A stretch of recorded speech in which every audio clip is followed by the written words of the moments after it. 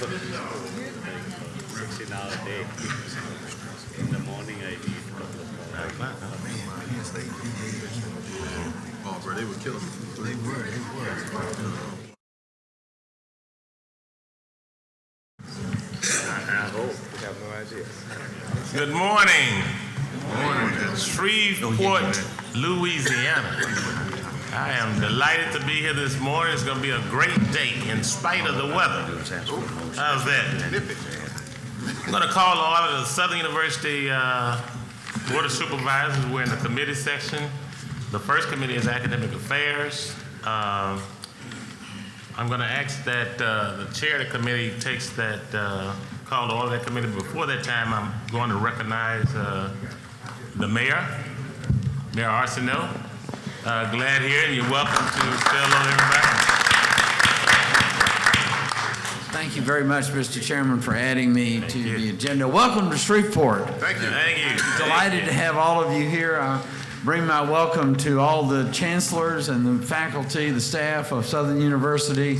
I especially appreciate the friends of mine, both the old friends like Ms. Dudley and Mr. Gillum, the new friends like Ms. Smith and Mr. Rutledge. I appreciate all of you for what you do. Dr. Tarver, we appreciate you. I want to make sure that you understand that we are fully supportive of your mission here and the expansion of your mission here, but beyond the nursing school, beyond the school in the Martin Luther King area. We're very excited about the presence of the Southern University Law School in Shreveport, and we want to do everything we can to support you. So I thank you for being here. We do have another member of the Shreveport City Government, City Council member Tabitha Taylor is here. Thanks, Taylor. And we believe that it's very important that all of us work together for the benefit of all of our citizens. So thank you very much for this opportunity. Welcome again. Have a good time. You know, you can stay inside those stores and spend money while it's cold outside. Thank you very much. Thank you very much, and we appreciate it. The hospitality has been second to none. Isn't that right? So we'll really appreciate everything that you all have done thus far. At this time, I'm going to ask that the chair of the Academic Affairs Committee, Dr. Leon Tarver, call his committee to order. Dr. Tarver. Thank you, Mr. Chairman. May we all stand for the invocation of the Pledge of Allegiance? Mr. Chairman, who is leading it? Who will refer to Dr. Anthony. Dr. Penny introduced him. We go to the podium.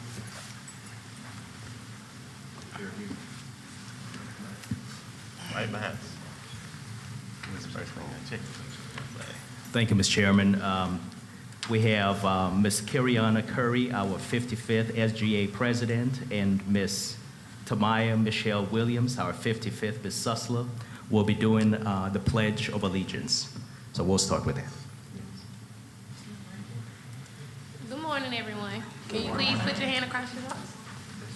I pledge allegiance to the flag of the United States of America and to the republic for which it stands, one nation, under God, indivisible, with liberty and justice for all. Thank you. Thank you very much. Thank you. And I will have Pastor Reginald Reed, who will bless the occasion today. Shall we pray? Gracious God, our Father, we come in the name of Jesus first to say thank you for this day. Thank you for allowing us to come from near and far to assemble here in this setting. We pray, Master, that everything that's done would be done in a decent and orderly fashion.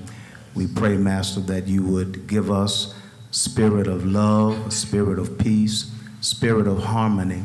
We also ask that you would give Southern the strength, the resources, and everything that's necessary in order to continue to be impactful in this city as well as in this country. This is our prayer, and we ask it in the only name that matters, the name of Jesus Christ, our Lord. Amen. Amen. You may be seated.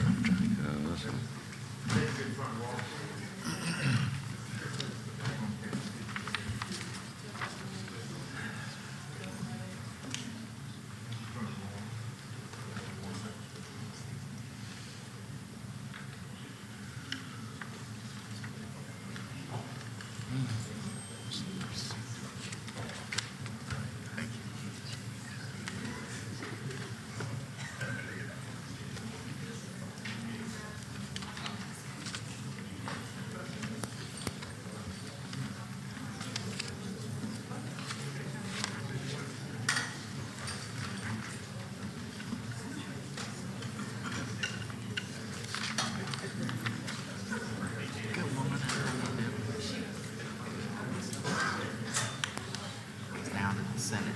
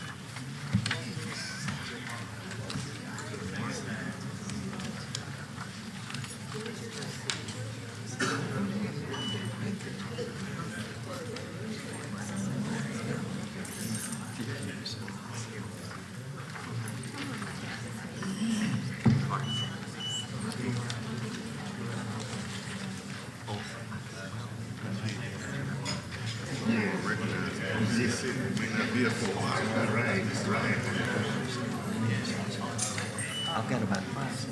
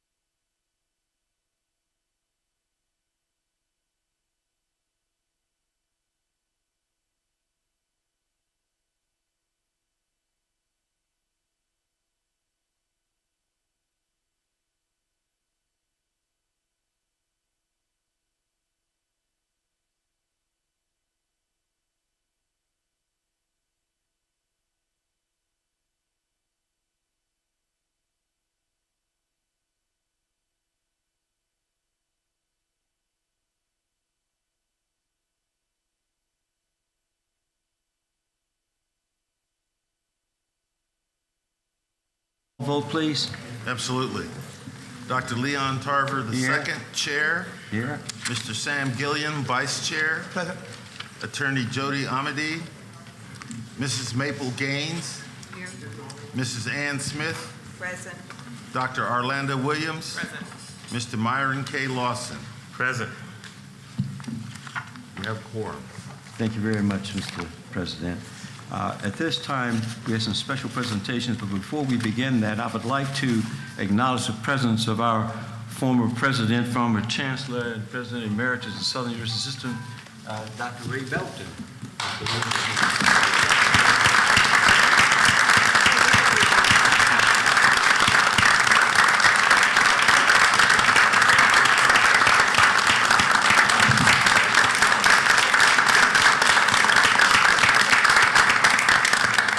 I always told you, Ray, there's life after the presidency. I would also like to recognize a former board member, Mr. Richard Hilliard. Mr. Hilliard, you're in the house. Oh, yeah, he's in the St. Patrick's uniform.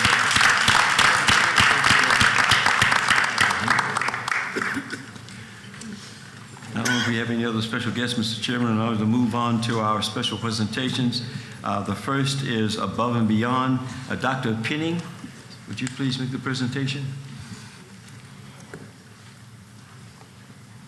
Good morning, Mr. Chairman, President Chancellor, distinguished board members, colleagues, friends. It gives me great pleasure to really bring forth this individual, and I'm going to have their dean introduce him, but I want to say just a few words. First, I want to thank Chair Lady Emeritus Ms. Ann Smith for creating this award that has been a blessing to our campuses and really allows us to recognize individuals who truly go above and beyond. The last time at Susler, we had a staff member. This time, a faculty member has been nominated. And without stealing the thunder of his introduction, I will simply say that this individual has made a profound contribution in the area of grantsmanship here at Susler and in the area of engineering technology. And without further ado, I'm going to ask Dean and also Interim Vice Chancellor Dr. Lonnie McCray to come forward and introduce our deserving candidate.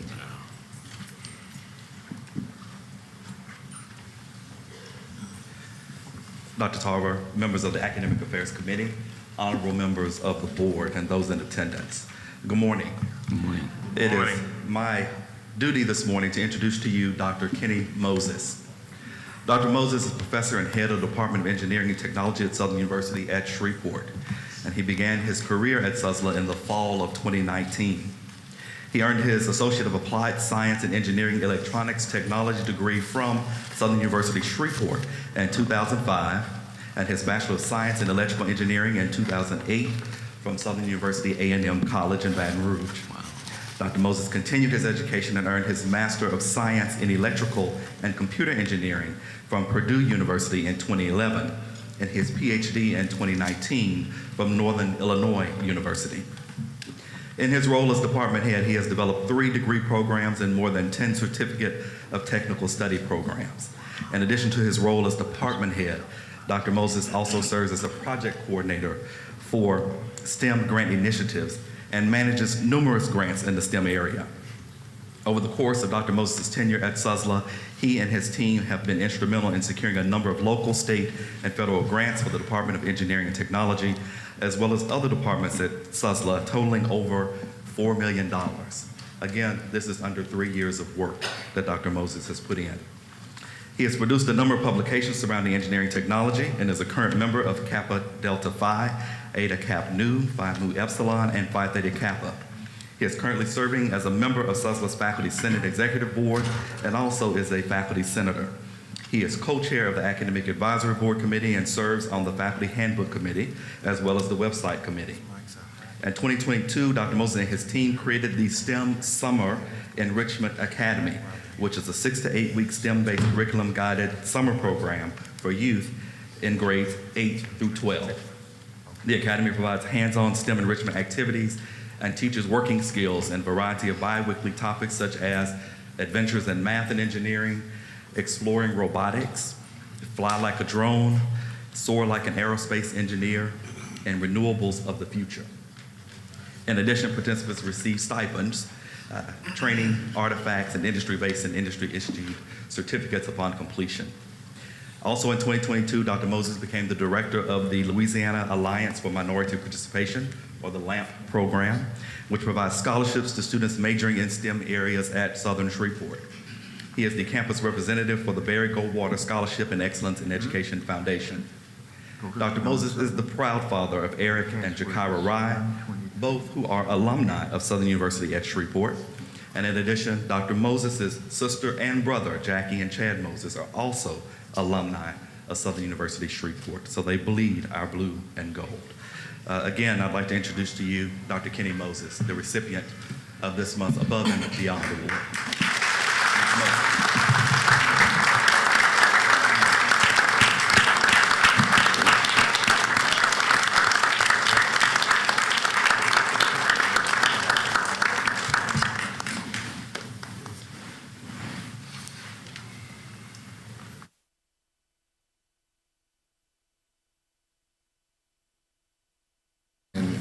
Thank you, Dr. McCray, for the awesome introduction.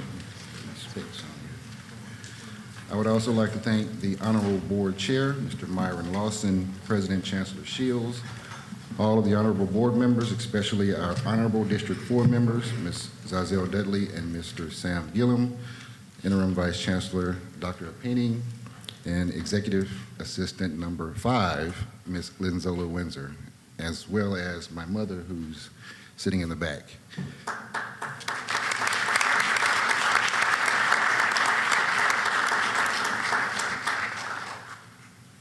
When I restarted my educational career 20 years ago here at Southern University at Shreveport, I would have never thought that I would be standing here as a professor, let alone department head of engineering and technology at Southern. I guess it is safe to say that God works in mysterious ways when you are called to serve. When I started at SUSLA in 2019, there was not a Department of Engineering and Technology, so the former dean and interim vice chancellor at the time, Dr. Barry Hester, told me to get to work. So my team and I got to work. Not only did we create the Department of Engineering and Technology, but we created a number of degree and certificate programs within the department. We created the STEM Enrichment Academy for students in grades 8 through 12. We created 3 new STEM labs, and we now have more than 7 new and existing scholarship programs for students pursuing STEM careers. Needless to say, we got to work, but there is still more work to be done at Southern. And with that, I would like to say thank you to everyone for selecting me for the Above and Beyond Award, and please enjoy the rest of the meeting.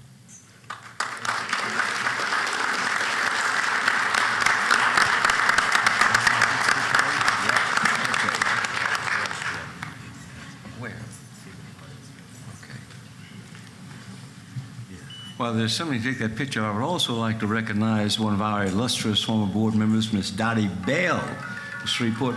Miss Bell, where you stand? Everybody knows you're here. Yeah. I don't know if I should say this, but she's a classmate of Miss Maple Gaines and Miss Ann Smith. Well, right there. Nobody wants to confess all of that, huh? Well, they're taking that picture. I was thinking of the young man, and I remember looking over his shoulder, seeing Dr. Belton, and I said, well, isn't it possible that he's walking in the footsteps of Dr. Belton? Well, he's got quite a pathway to go. Thank you very much. Let's see now.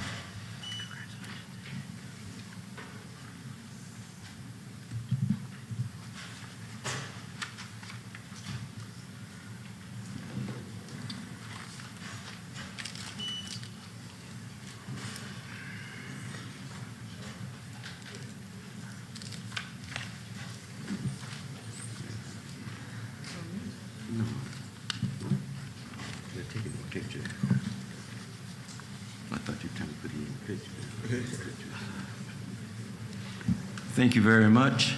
And now we move on back to our agenda. Item B, the Iota Rho chapter of Alpha Kappa Alpha Sorority, SUSLA, Dr. Penning.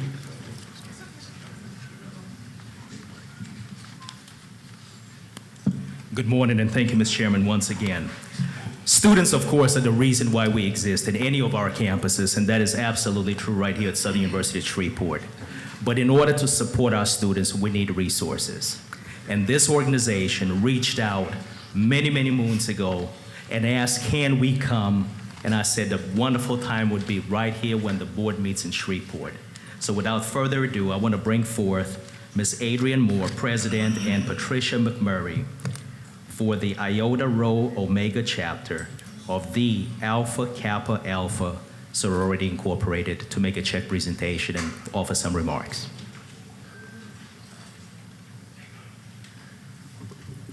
Oh, they're behind you.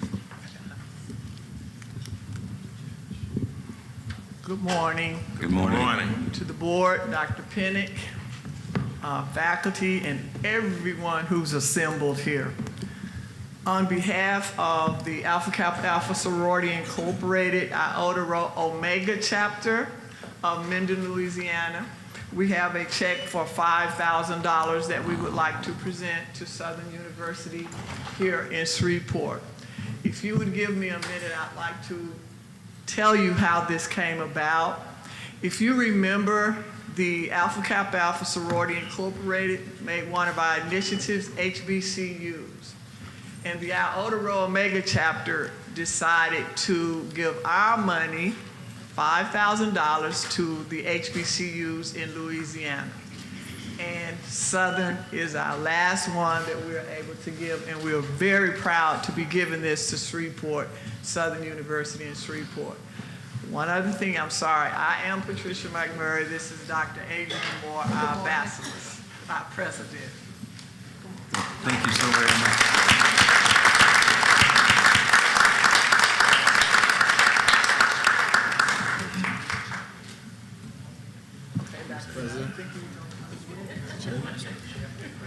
Okay, yeah. Got the big chest. Got the big.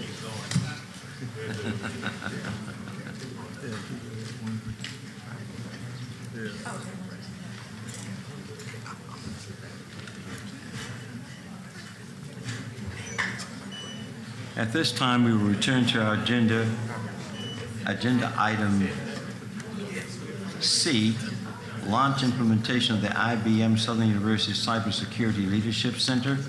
Dr. Sahu. Where is he?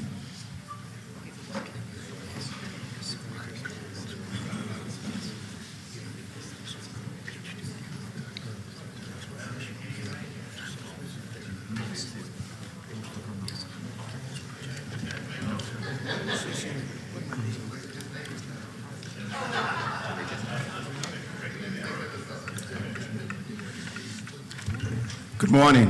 Good morning. I'm Derek Warren. I'm the Associate Dean and Director of Graduate Programs for the Southern University College of Business. I also serve as the single point of contact for our relationship with the illustrious IBM Corporation. I am a 32-year former IBMer, thanks in part to my Southern University computer science degree.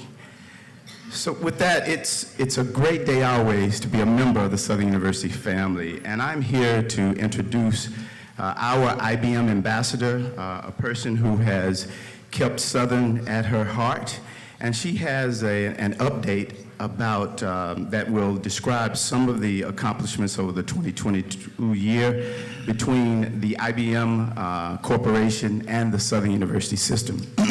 So with that, I'd like to bring up Ms. Valinda Scarborough Kennedy, and as she comes up, I'd also like to ask the members of the faculty from the College of Engineering at Southern University Baton Rouge, as well as our IBM Master's Fellowship winner. She will come up as Ms. Valinda Scarborough Kennedy speaks. I'll ask everyone to please give her a round of applause as she comes.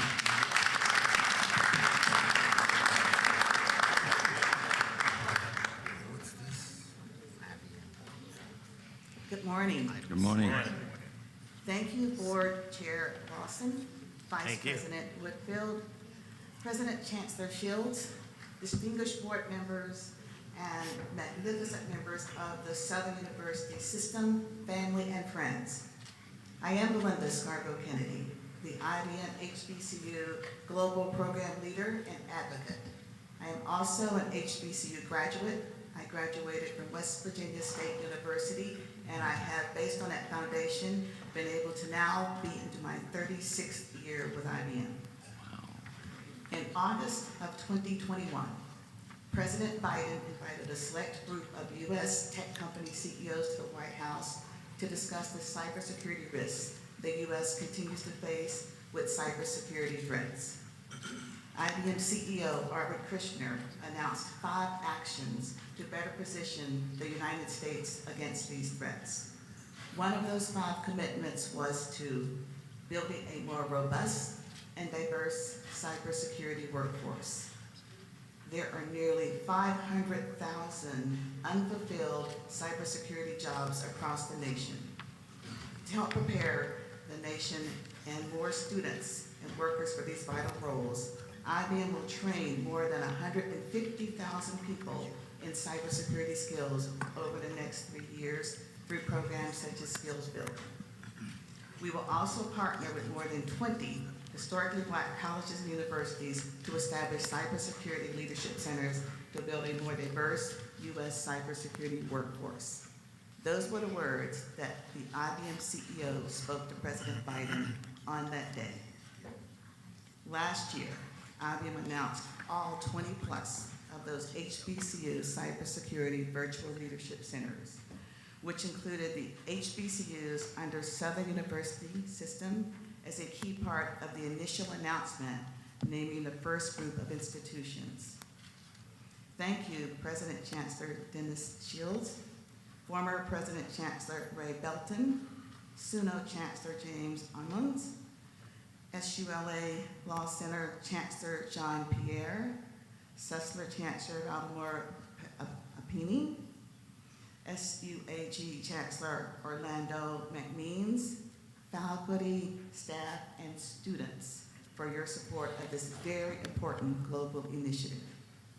On the screen, you can see the IBM Southern University Security Learning Academy program that we customized specifically for Southern University system. You can see the assets that the select 20 plus HBCUs are receiving as part of this program. In the program, these 20 HBCUs have the next level of access beyond what Southern University system has already been using for faculty and student cybersecurity skills development. Thank you, Dr. Lynette Jackson, Gregory Ford, the Iris Champion, Renetta Marshall, Derek Warren, SUSIT, and other team members for your support of this implementation. Now, as I read off those names, you might not recognize the significance of what's been implemented here. This very program that we're talking about has been requested by prime ministers of other countries, and we've politely declined. Southern University system is one of 20 organizations that has this access, resource, and reach that we've made available. In addition to cybersecurity unique resources for these institutions, Southern University system has also continued to expand in other high-demand skill areas, including artificial intelligence, data science, cloud computing, design thinking, and quantum computing, under the leadership of Southern University System Associate Dean and Director of Graduate Programs, Dr. Derek Warren. In 2022, this program resulted in Southern University System achieving 2/3 of the overall IBM badge credentials of the over 1,450 IBM badge credentials by this group of 20 plus institutions. 997 IBM badge credentials were what were received by the Southern University System faculty and students. I am now very pleased to share, since the inception of the IBM Master's Fellowship Program, Southern University System has had one or more awardees announced. This year, we are pleased to share yet another Southern University System student has been named as a recipient of this prestigious award. With that, I'd like to introduce you to your award winner, Shin Wei.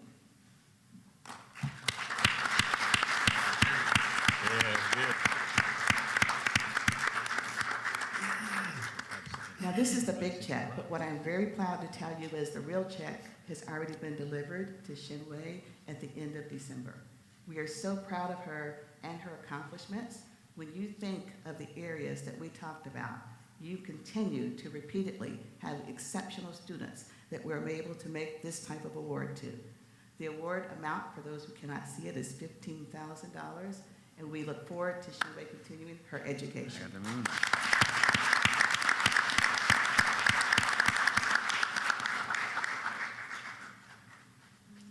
Southern University System and IBM continue to expand their skills development in cybersecurity and in artificial intelligence and data science and all these other amazing tech areas.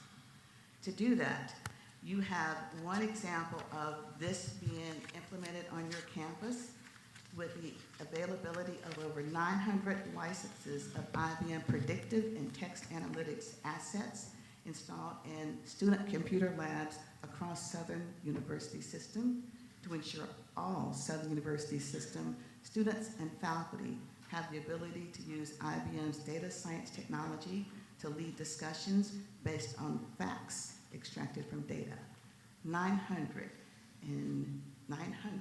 predictive and text analytics licenses has a value of over $11 million. That's what you will be renewing on your student machines, your student lab machines in June.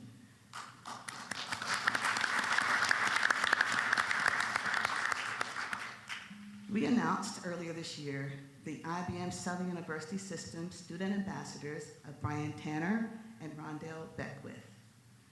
I had a chance to spend my entire week in Louisiana, and I had dinner Monday night with Mr. Rondell Beckwith, and what an amazing story. If you haven't heard it, I encourage you to talk to your students about the difference that Southern University System is not just making in their lives, but in those that are their families and the communities that they depend so heavily upon. As we talk about Brian Tanner and Rondell Beckwith, your Southern University System LabSet initiative under the Southern University Law Center is a model for other HBCUs. I know that many more students and faculty will participate in the next session that we have coming up around artificial intelligence, cybersecurity, data science, and amazing other areas that you have already been able to take advantage of, delivering approximately 1,000 IBM industry badge credentials in 2022 alone. If you're interested, if you want to help us get the word out, my ask of you is looking at the screen. We have the next virtual technology boot camp coming up. The dates of May 15th through the 25th. I encourage you to participate. I encourage you to have all of your faculty and students participate. The reason Southern University System is being presented with these opportunities is because of your execution of key programs. Here are the metrics. These are the numbers that tell the success of Southern University System. Every Monday morning, I review the metrics of our performance with our HBCUs. I just received a message as I was waiting to come up and spend a few moments with you from my vice president, who had been talking to her vice president, all about Southern University System. These numbers tell the story of what our partnership has done to this point. I need your help with Dr. Derek Warren and the entire Southern University System team so that our next area, next year, I get to come back and show you even broader success, more students standing behind us, and more students being able to benefit from the metrics you see on the screen here. Thank you for this time this morning. I look forward to seeing you and working with you the next 365 days. Thank you. Thank you very much.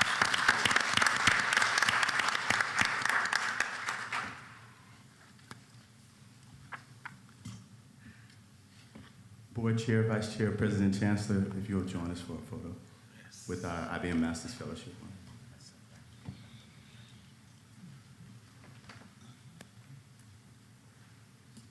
And any other board members. Nadia, you're IBM Boot Camp alumni. Will you join us as well? Are you addressing D on this agenda? Yes, Dr. Charles. And chancellors also.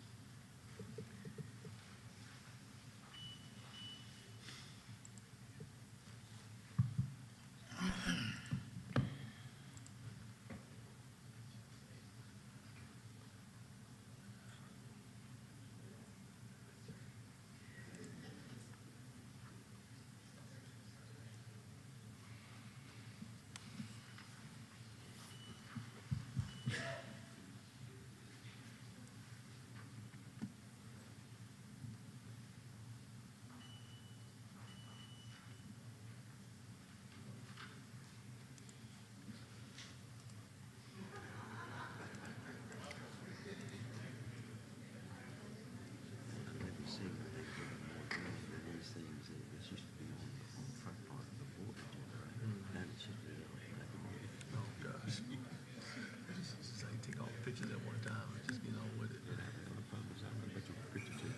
Right. Mike told Chairman and the President just stay over there. Yeah, that's about right. Y'all make a lot of steps there, you know. You could have saved it for your board.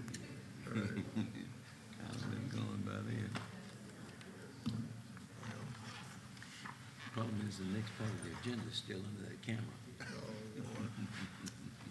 Let's keep it moving. I didn't want to infringe upon anybody's dignity. I didn't realize they were doing C and D. Nobody mentioned that's why I asked you, was this part of D? I heard Yeah, you could have done it at the same time. Special Yeah. connecting minority. You could have done it at the same time, yeah. She did. That's my. Hey there.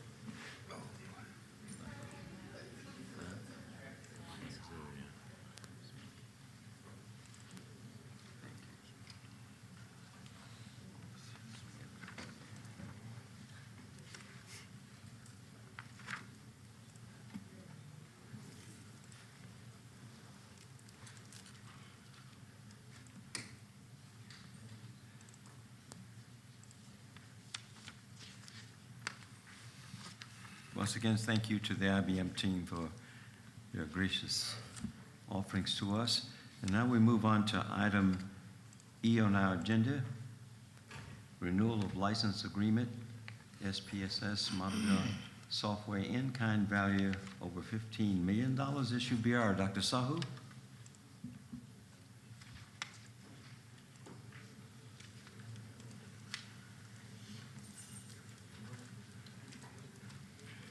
Thank you, Dr. Talbot.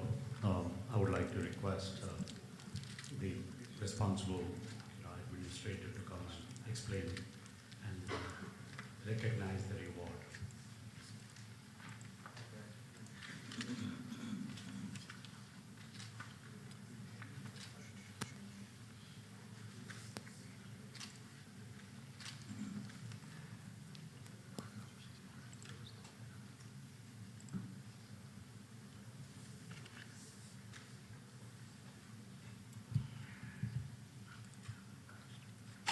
Yes,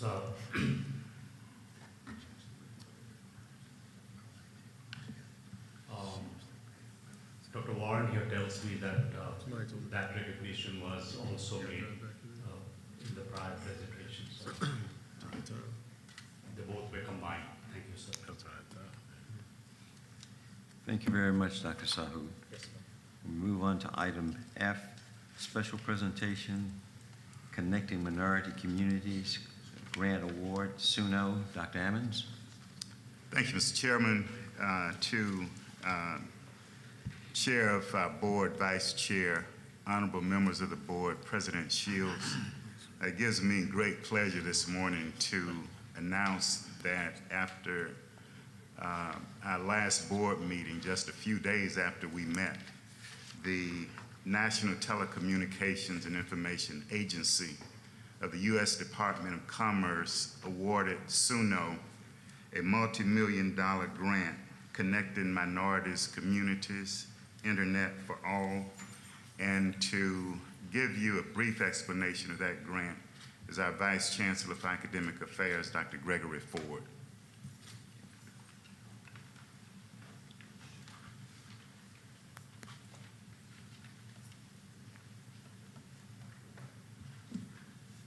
To Chairman Lawson, President Shields, members of the Board of Supervisors, to university chancellors, to the SUS system administration, and to the guests.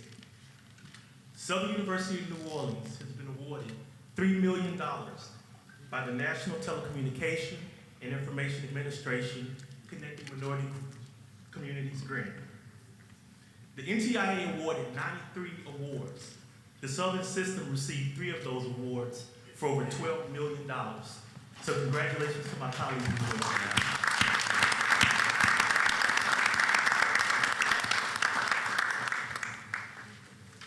Louisiana ranks 47th for connectivity, coverage, speed, and availability. New Orleans is ranked one of the worst cities in the nation for broadband access, with 33% of the citizens without broadband of any kind, including cellular data, and 21% do not have a computer. People who are low income, minority, female, elderly, or live with a disability are less likely to have broadband or a computer. The absence of a computer or internet access has worsened the already existing equity gap between demographics and regions to modern information and communication technology. This has led to the digital divide.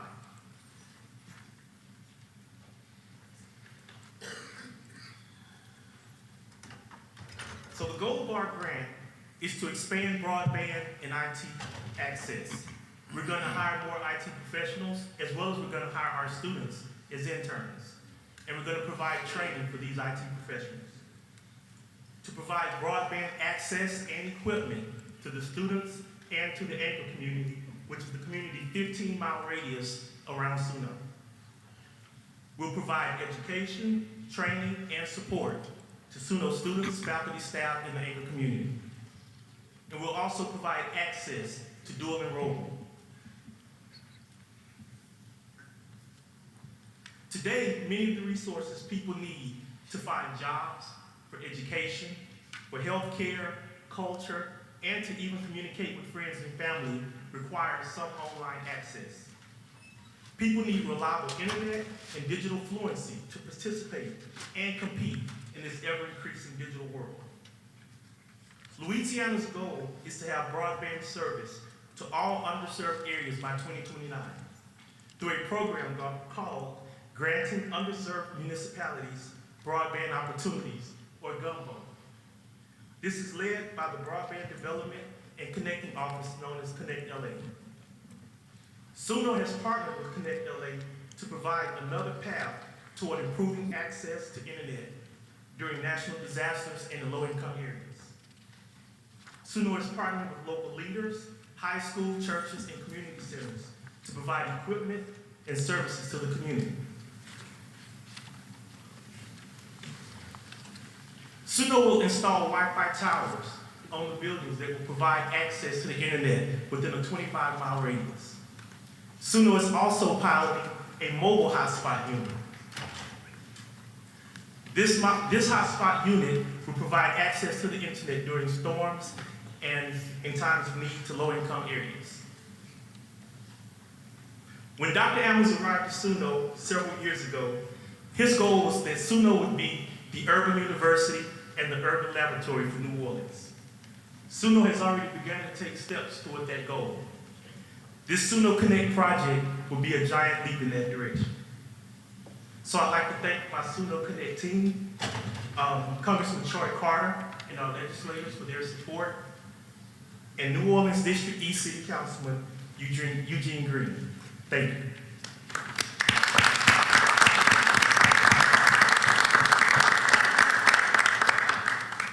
Questions? Thank you. Thank you very much, sir. That concludes our special presentations at this time. We move on to item 5, which is the adoption of the agenda. There's an amendment we need to make to the agenda because of a name that was left off of item 7C. In your board package, there are 4 names. The one name left off was that of Dr. Christian Clement, biology associate professor, 2 professor, and it's a tenured recommendation. So at this time, I would like to get a motion to adopt the agenda to also include the addition of Dr. Clement's name. Can I get a motion to Move that? for adoption, Mr. Chairman, with the reference amendments.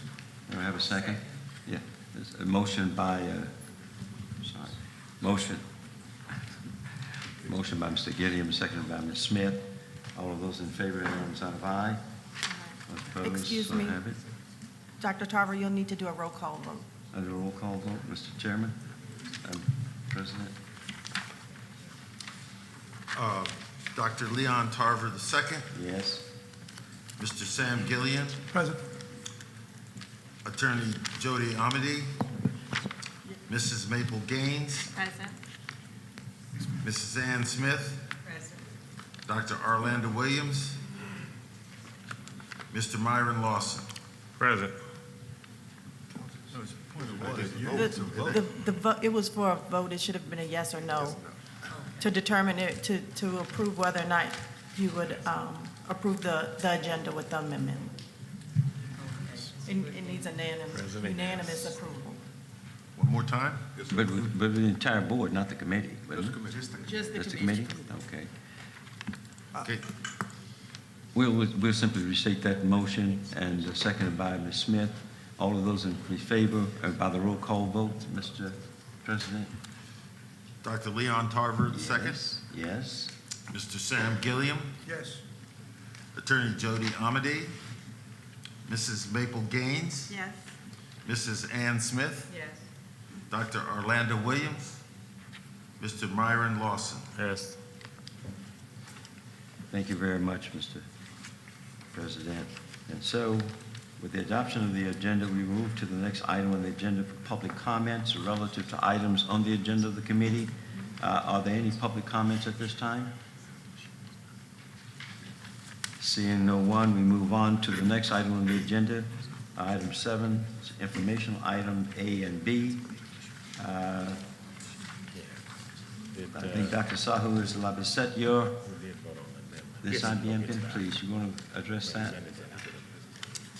7A?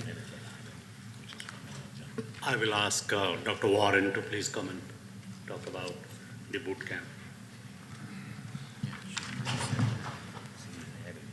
Good morning again, everyone. In the spirit of time, we've already spoken about the boot camp. It will be held this coming May. The boot camp and all of the IBM-related assets, those digital credentials, are being made available to every member of the Southern University family. So if you have a Southern University ID, whether that's SUSLA, SUNO, SUBR, the Ag Center, or the Law Center, you have access to all of these credentials, the Security Leadership Learning Academy, along with those digital credential courses in artificial intelligence, blockchain, cloud computing, cybersecurity, data science, design thinking, Internet of Things, quantum computing, and more. And we just want the members of the family, from the custodian to the president chancellors, you have access to these valuable assets. I have one student that has more than 40 credentials, and he's trying to set a Guinness Book of World Records with his credentials. So we want to encourage every member of Southern University to access these assets and level up with your skills, because they're valuable, they're making a difference. They're testimonials with our students where they have indicated that they have received jobs, internships, and they've heightened or advanced their careers because of these assets. So again, thank you to the Southern University System family and IBM for helping to make this available. I also want to thank again our chancellors for their support of this initiative. LabSet has made a major difference. Marla Dickinson, Yolanda Smith, and other members of that team have really helped to accelerate and level up Southern University, the only historically black college in the university system in the world. Thank you again. Mr. Chairman. In 1 second, we have a couple of comments to be made. Dr. Whitfield and then Mr. Stewart. Derek, I just want Sam Gilliam. Derek, I just want to know where we could access the information. How do we access the information? Well, actually, you can reach out to me. We also have information on LabSet. If you Google that, that's LAABSET. Or just reach out to me at derek.warren@sus.edu. And that, again, that's any member of the Southern University System family. You have access to those credentials, and we're trying to encourage as many students as possible. As Belinda mentioned, out of 20 HBCUs and 1,500 badges issued in 2022, 2/3 of those badges came from the Southern University System, out of 20 HBCUs. I think that deserves a round of applause. Nearly 1,000 of the 1,500 badges from Southern University. And that speaks a lot about our university, our faculty, our administration, and beyond. So. Dr. Fulfield, hopefully that answers your question. I just shot your email. Okay. Oh, wonderful. I'll get that out to you soon. All right, Excuse me, there's one other comment, Dr. Mr. Gilliam. Mr. Chairman, I was of the opinion that we were seeking clarification also on action item 7A. Clarification? Yes, Dr. Sahu or someone was. No, Dr. Sahu had asked Dr. Warren if he would speak to this item 8. Well, actually, he is addressing 8A, as I appreciate it. Well, my agenda has 7A. 7A. Okay. Yeah, the 7A addresses the boot camp, which will be held in May, starting May 15th. And again, our members of the Southern University System family, faculty included, can register for that boot camp. And we'll be publishing through communications with Dr. Merrick's team and Mrs. Tate, we'll be publishing the flyers and other information on that so that more information to come on that boot camp. To the chairman, Dr. Tarver, and members of the Academic Affairs Committee, this is very much in line with the Louisiana master plan from the Board of Regents, that we will be evaluated in terms of funding our productivity based on credentials. For example, many of our students graduate, the largest graduating group is interdisciplinary studies. So they're getting an interdisciplinary studies, not a focus major. So with these credentials, they're very well prepared to have productive careers, to get initial placements and also be competitive once they are placed. This is a very, very good initiative, and once the students accomplish these credentials or get these credentials, and that meaningfully adds to their employment opportunity. So these adjustments are based upon some meritorious performance of some sort. That's what I'm trying to get to. Yes. Yes, they actually are. We have testimonials from students, we have testimonials from faculty as well, where the credentials have truly made a difference. And that's why I say at Southern University, you get more than a degree. You get access to all of this technology, you get access to these companies. It's making a major difference. They do get these badges or credentials only when they complete the requirements. Right, and we're integrating it into the curriculum as well across the system campuses. I know Dr. Adams is using it as part of his cybersecurity degree program. Dr. Peening's using it here at Susler. The Ag Center, Law Center, all of our campuses are utilizing these programs. And we're expanding it beyond IBM. We're actually leveraging our relationships with Microsoft, with Apple, with Google, with CDW, and beyond, because we're going to make sure our students are equipped for today's in-demand skills and workforce. We have another comment from Ms. Foster. I'll be quick because I know I'm long-winded, but I just wanted to be a testimonial as a student. So I have about 6 different badges, and I've been with Dr. Warren and, of course, Dr. Scarborough, and, of course, with Chancellor Pierre. So those badges actually aided me in getting a patent internship with Apple, so it's very real. So I just wanted to let you have that. Thank you. Are there any other further comments? Dr. Williams? Yeah, just to further add, the credentialing part, also, it's the difference between almost $10,000 and $25,000 in the salary when these students graduate. And so it's also going towards our goal with the Board of Regents, because they're asking us to do more credentials that will add to the programs. And so right now, yes, we all push the degree, and then the credential just adds a little bit more to it. So I'm glad to hear that you all are doing it, because I know there's partnerships, Suno and Delgado and the rest, that are trying to add more credentials and stack these credentials to give our students a better playing field when they're going after these jobs. So this is awesome, and congratulations. Thank you. Thank you all for your support. Is there any further comment from any member of the committee? A question? Dr. Warren, thank you very much. Thank you, Dr. Tarver. Okay. Thanks, sir. Thank you, sir. Now, if we move on to item 7B, update SULC OCIS.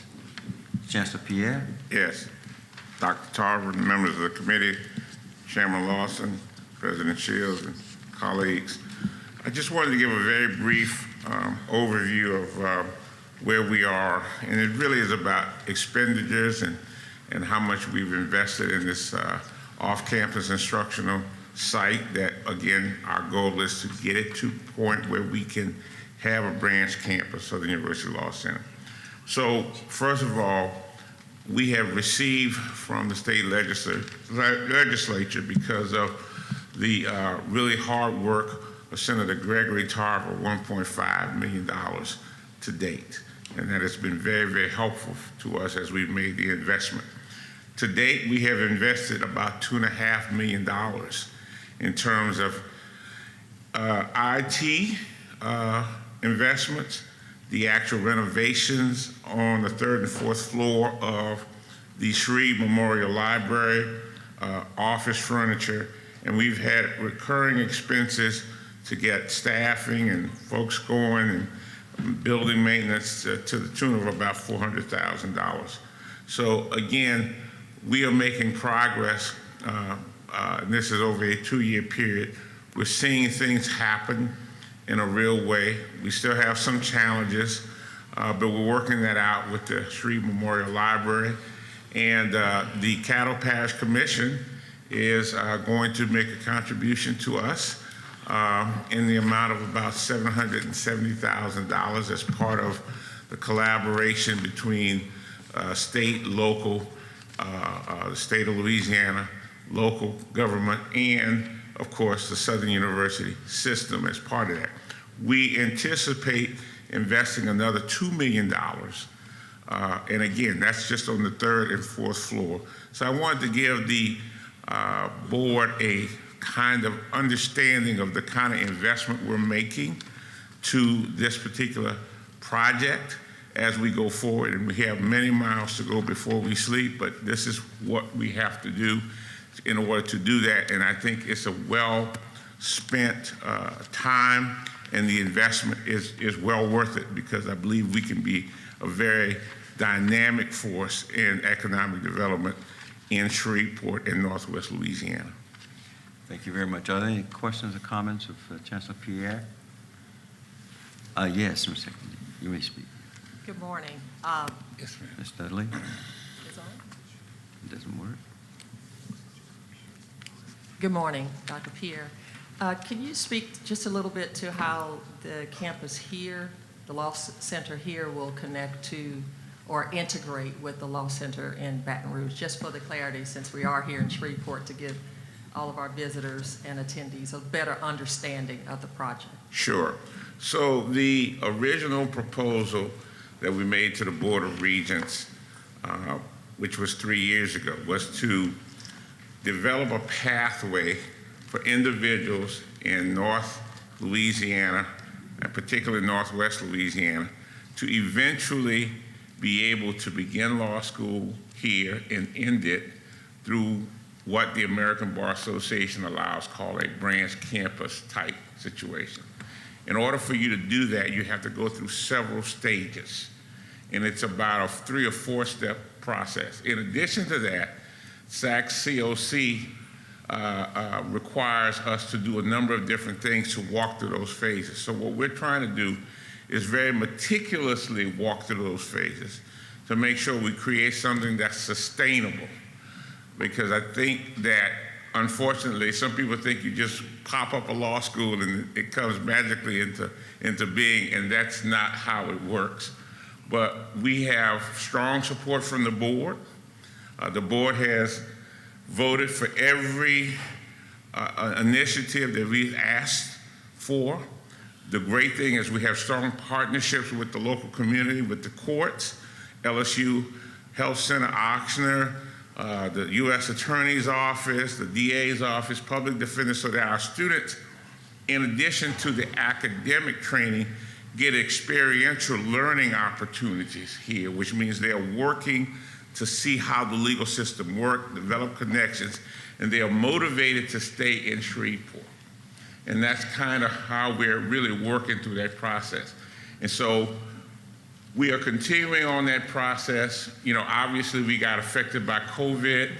There are a number of things that have affected the process or the progress, but we're being steady and we're being very, very cognizant of the challenges that we face, and we're doing it in a way that will make it very, very sustainable over a long period of time. Thank you. And the last thing I'll offer is, from a facilities, I know you've experienced some structural challenges with the building itself, but I've had people come to me from the parish and the city. They stand ready to assist in any way that they can.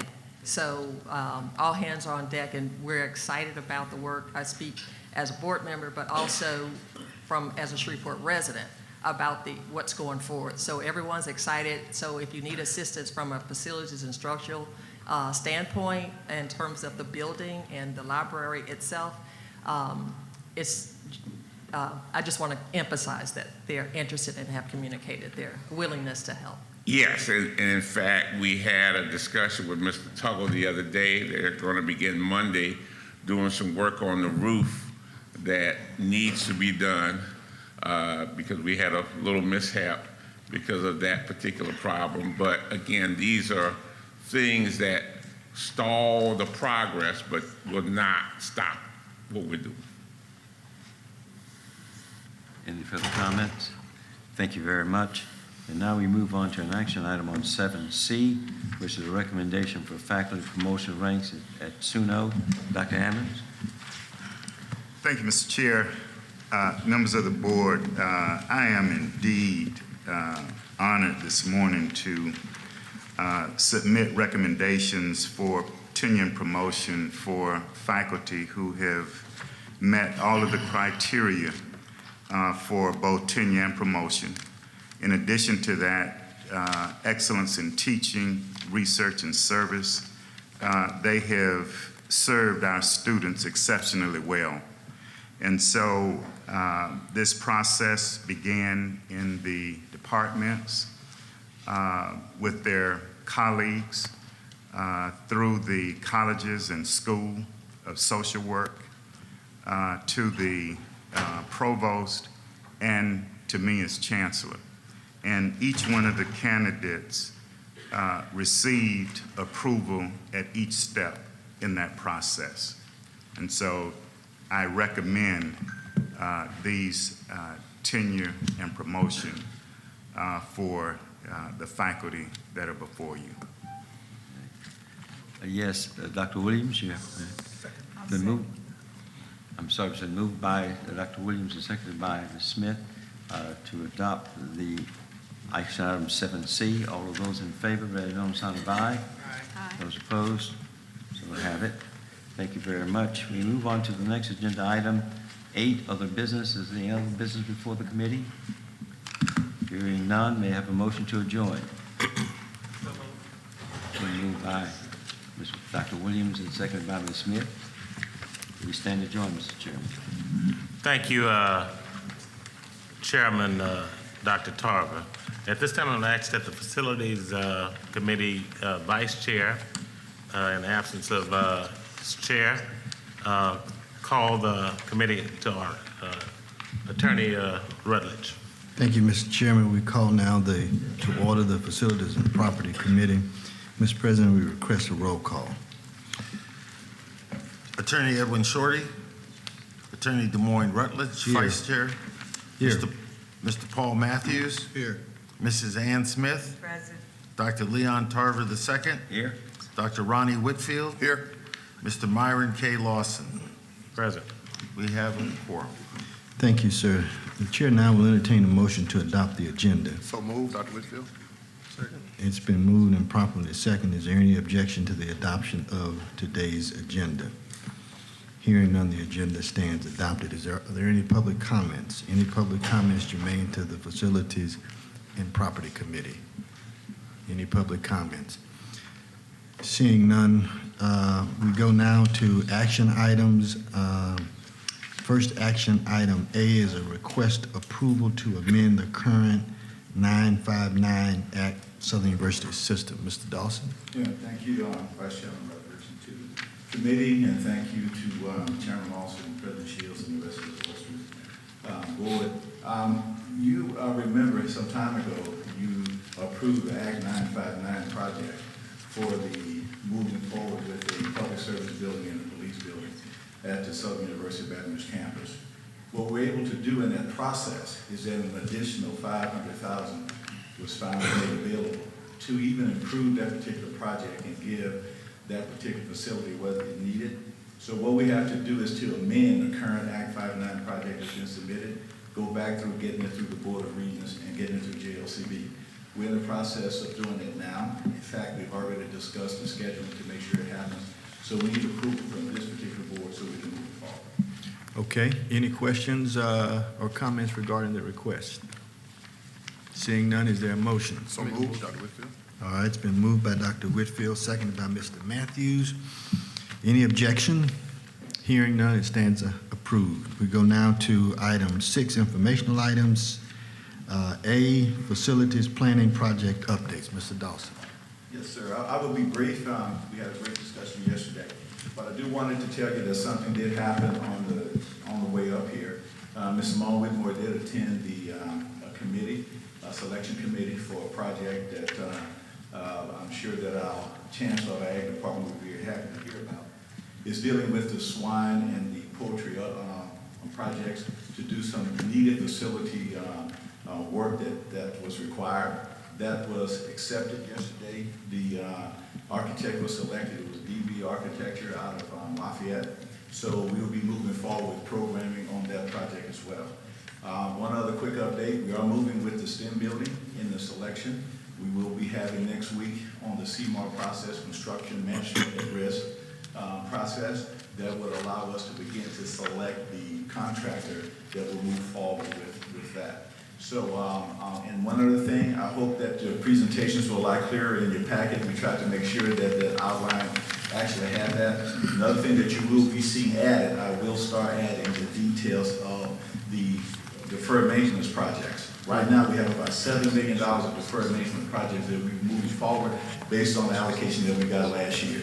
The goal in this department was to make sure that all those dollars were either encumbered or being spent so that none would be lagging when we go into the next session. So that ends my updates. Thank you, Mr. Dawson. Any questions from any board members of Mr. Dawson? Any comments? Seeing none, thank you. We did have a very detailed and robust discussion on yesterday, and we appreciate that and look forward to future updates. We go now to item 7, any other business? Any other business? Go now, is there a motion to adjourn? So moved. Moved by Dr. Whitfield. Mr. Thank Chairman? you, Mr. Chair. Now it's time to call the Finance Committee to order. I ask that the chair of that committee, Dr. Orlando Williams, do so. Thank you, Mr. Chair. I'd like to call the meeting of the Finance Committee to order. Roll call, please, Mr. Shields. Dr. Shields. Yes, ma'am. Dr. Orlando Williams, Present. Chair. Mrs. Ann Smith, Vice Chair. Mr. Sam Gilliam. Present. Mrs. Christy Reeves. Here. Attorney Des Moines Rutledge. Here. Dr. Leon Tarver II. Mr. Myron K. Lawson. Present. You'll have a quorum. Thank you. I will entertain a motion for the adoption of the agenda. Moved by Mr. Gilliam. Second. Second by Mr. Des Moines Rutledge. All those in favor? Motion passes. Any public comments? Item 5, action items. Request approval of parking fines and reserved parking permits increase. This is at Southern University of New Orleans. The police department is looking to increase the cost of its fines for parking and moving violations on campus, as well as its fees for reserved parking permits. Madam Chair, can I ask just for a brief explanation, maybe from Dr. Ammons, Yes, sir. what's driving this? Dr. Ammons? Yes, well, yesterday we had a robust discussion of campus safety on our campus and on other campuses in the system.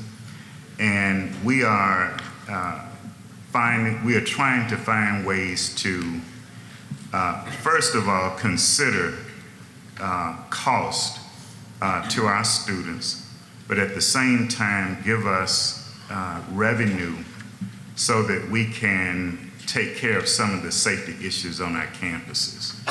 So we're taking a look at various sources of revenue. Fines, parking decals are some of those. We looked and we cannot find the last time that any of these were increased on our campus. So what we did, we took a look at these costs at neighboring institutions in the city of New Orleans. We looked at Dillard, Xavier, UNO, Loyola, those institutions that are in the city, and we also looked at SUBR.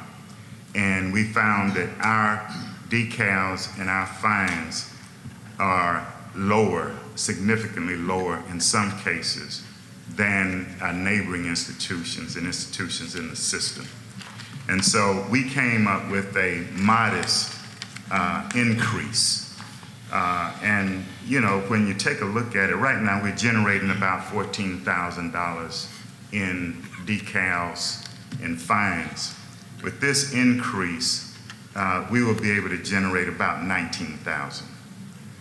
But again, it would give us a way that we can take care of some of the safety issues on the campus. Now, one of the other things that I want to mention is that any of you who have been to our campus know that parking is allowed on our main street on Press Drive.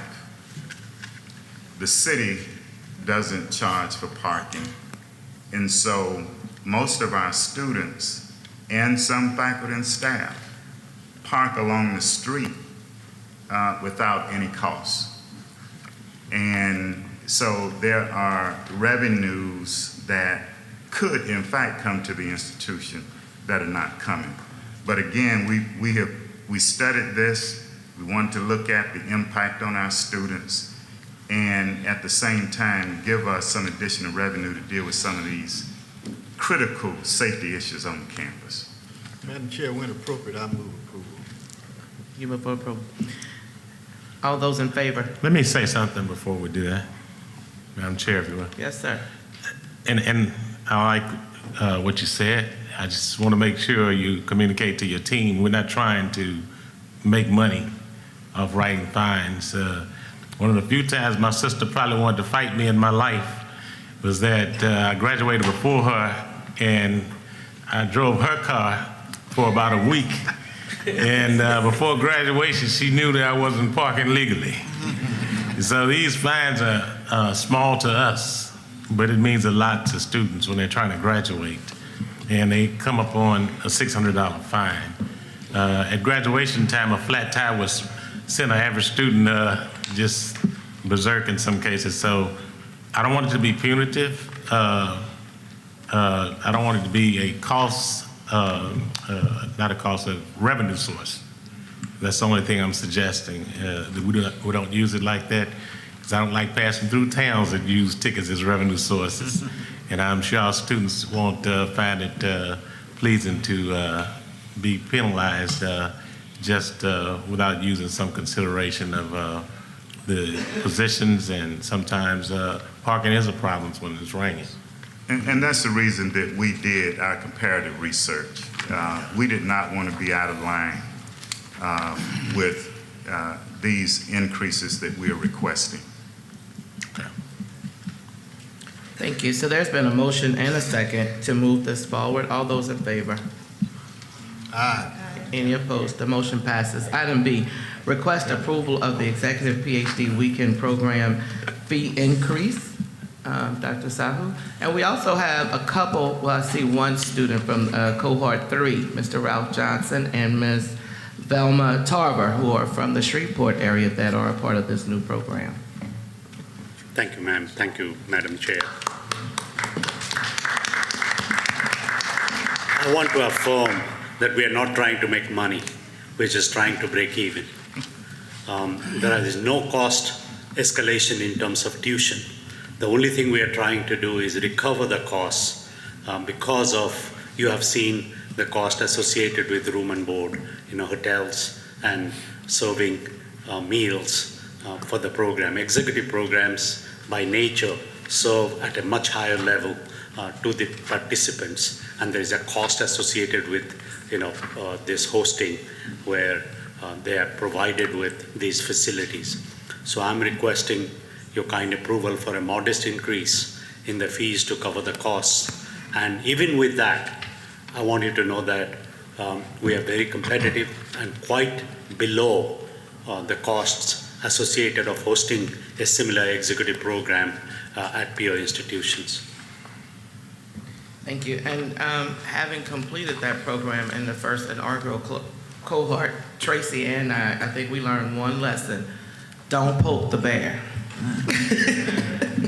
But he is right as far as the competitive is concerned. It's an outstanding program. And so to his point, you stay in a hotel for 3 nights and you're fed breakfast, lunch, and dinner. So that is what he is asking to help offset, just so that everyone would know what he's talking about. Yes, ma'am. All right, I'll entertain a motion. Move for approval. Motion by Mr. Gilliam, second by Mr. Rutledge. All those in favor? Motion passes. Informational items, the interim financial reports are in your packet, and we had a great discussion on yesterday. Is there any other business? I'll entertain a motion for adjournment. Move. Mr. Rutledge, second, Mr. Gilliam. We stand adjourned. Thank you, Madam Chair Lady, Dr. Orlando Williams. First. Okay. Next, we're going to ask that the chair of the Personnel Affairs Committee, the Honorable Samuel Gilliam, take charge of that committee. Thank you, Mr. Chairman. The Personnel Affairs Committee is hereby called to order. Mr. President, will you please give us a roll call? Yes, sir. Mr. Sam Gilliam, Chair. Present. Mrs. Christy Reeves, Vice Chair. Attorney Jody Amadi. Ms. Zazelle Dedley. Present. Dr. Leon Tarver II. Dr. Orlando Williams. Mr. Myron K. Lawson. Present. We have a quorum. Thank you, Mr. President. The next item on the agenda would be the adoption of the agenda, but we have an amendment or an edit to it to bring to your attention, and I'm referencing item number B2. The figure there in the column section should read 61,692, repeating 61,692. With those amendments or adjustments, Chair will entertain a motion for adoption of the agenda. Been moved by Mr. Breves. Second. Second by Ms. Dudley. We would adopt the agenda as amended. Those in favor, please let it be known by sign of aye. Opposers, nay. Our agenda is thus. So I think we need to do a roll call. Roll call. We will I'm have a roll educable. call, Mr. Thank you. Okay. This is to approve the amendment to the agenda. Mr. Sam Gilliam? Yes. Mrs. Christy Reeves? Attorney Jody Amadi? Ms. Zazelle Dudley? Yes. Dr. Leon Tarver II? Dr. Orlando Williams? Yes. Mr. Myron K. Lawson? Yes. Okay, approved. Thank you, Mr. President. By vote, roll call, the agenda is thus adopted as amended. That's what I need? Thank you very much. The next item, item number 4, we go to public comments, and we do have some public comments. We have 2 cards, and for fairness, I'll call these in alphabetical order, if you would, please. Fred Lacey. We will remind you, Professor Lacey, that indeed our public comments are to be referenced directly with items on the agenda for this particular committee. And I'll also indicate that these are comments. These are not two-way conversations, if you will. Okay, thank you. Have at it. All right, so I am here to, on behalf of the Electrical Engineering Department, I have 2 faculty members who are up for promotion, or they received a promotion, but they're up for a pay raise. Dr. Radian Ballou and Dr. Yasser Ismail. They're here. If I can ask them to stand up so they can be recognized. Is there a problem with that, Mr. Chairman? I wouldn't think so. So Dr. Ismail and Dr. Ballou. So this comment centers around the pay raise that they're proposed to receive. And a lot of it is because there's going to be a gap between what they're proposed to make and what professors in our department are currently making. So in Dr. Ballou's case, he's proposed to make about $88,000, and faculty, professors in our department make $100,000. So there's going to be a large gap between where he is scheduled to make, what he's scheduled to make, and what professors are currently making. So that's roughly 12%. There's a 12% gap between, again, professors and what he's scheduled to make.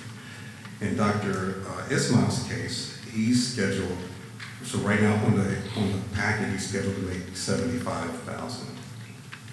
But according to SUPR policy 1-016, he would get $5,000 after he's promoted from associate professor to professor. And so that's going to result in a $20,000 gap between, his salary once he's promoted from associate professor to full professor, again, compared to what professors are making in our department. So those represent large pay gaps. If somebody's making 100 and then he's comes to the same level and he's making 80,000, or in Dr. Blue's case, 88,000. Again, there's a substantial difference between what they're proposed to make and what professors are currently making. Now, Dr. Sahu has proposed, I guess, a merit pay system to kind of help level the gap, over time, but there aren't a lot of details about that. The Faculty Senate has met several times and we've looked at some of the proposals, but there aren't a lot of details in that. So we are requesting, I guess, a lot of information so we can understand what that looks like, how long is it going to take to close the gap, what kind of salary we're talking about in terms of merit pay raises, who's going to judge those pay raises, whether you meet the criteria, that sort of thing. And then also, I know Dr. Miller's scheduled to speak, and I may kind of steal some of his thunder, but there are also, I think, 8 faculty members in this particular cohort who were supposed to, or who were promoted, but only 2 of them were on the agenda for today, Dr. Bill and Dr. Ismail. So it's not clear what the salary is for those other, 6 professors. Right? I don't know if they're just getting the $4,000 and $5,000, or if there was some extra compensation to go along with it, but they're not included. So I just wanted to say that again. We're not given a lot of details as to what everybody's going to make. There's not a formula that was provided, so it's hard to say what's right, what's wrong, what's good, what's bad, that sort of thing. So if we could have a little more transparency, a little more detail about what's happening, I think that would satisfy the faculty as a whole. So I think that pretty much covers everything that I have to say. Thank you for your time. Thank you. No, we thank you. Thank you. Professor Lacy.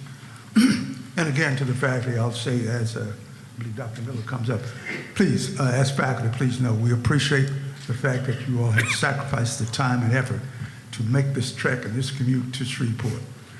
Mr. Dudley and I can tell you, it's the same distance from Baton Rouge to Shreveport as from Shreveport to Baton Rouge. It's a serious commute, so we appreciate your sacrifice. Come and give us your perspective. Okay, I've got Dr. Miller, I believe, right? Dr. Thomas Miller, for the record.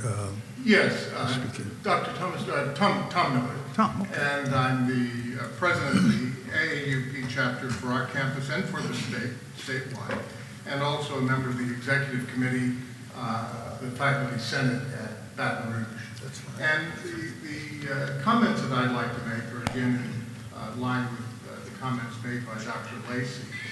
And the overall gist of it is that we have 6 faculty, I think it's 6 faculty members actually, who were promoted.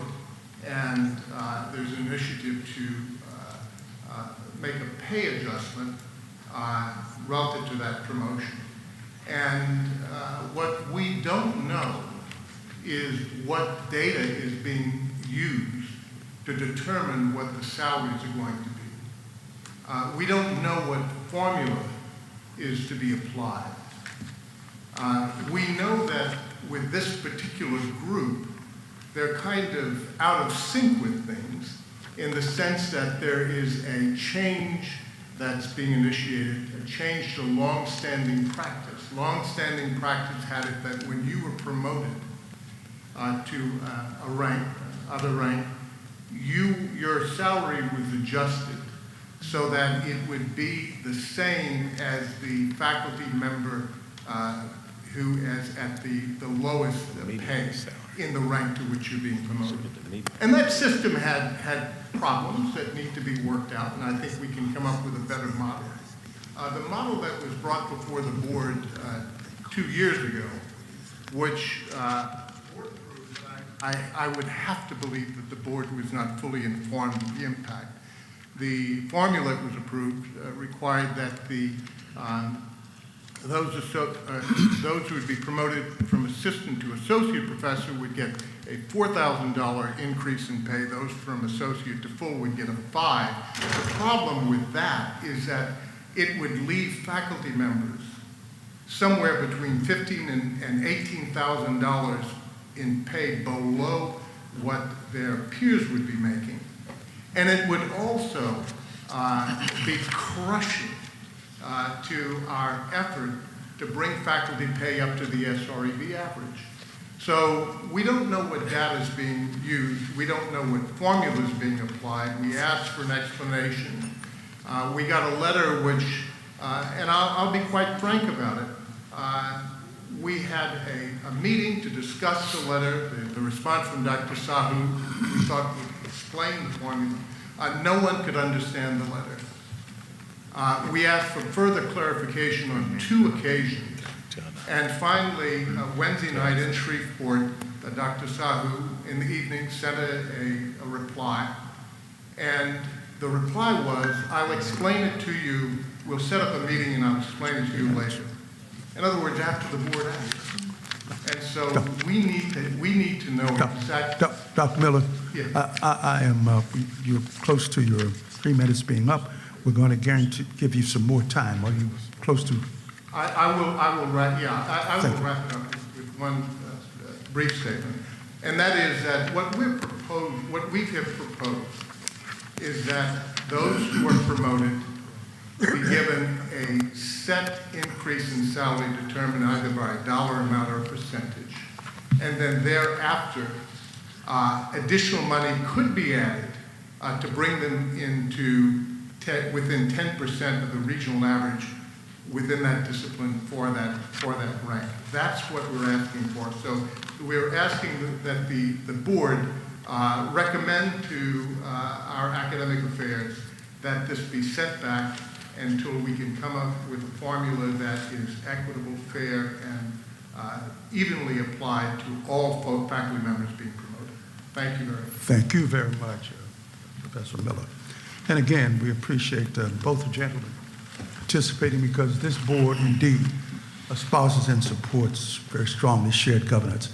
And your participation and the sacrifice, again, I say, that you've made to come and give us your perspective is in line with that concept, if you will. We go back, let's do this if we will. We're down now to our action items. If you would, committee, Chair will entertain, let's go with 5A and 5B. And that's, and then we'll come back and do C. Is that, committee, is that all right with everyone? Okay. Then Chair, okay, it has been moved by Dr. Williams and second by Mr. Reeves, yes, that we would approve action items A and B. Those in favor, please let it know by sign of aye. Aye. Those opposed, nay. Hearing none, these 2 items are thus adopted. We move on to, if you will, action item C, more specifically 5C. And let me do this, if you would. Dr. Sahu, this is coming from the Baton Rouge campus, and of course, we don't have a provision for dialogue here, but if you would, there have been some salient concerns that have been voiced in the public comment section. Would you please adjust, and we'll thus then open it up to the committee and the board as a whole for questions. Dr. Sahu. Mr. Honorable Chairman, Mr. Gilliam, Chair of the Board, Mr. Lawson, I think this is a very good opportunity to explain the shift that is taking place. We are applying board policy. Pull your mic closer, if you will. We are applying board policy, and I want to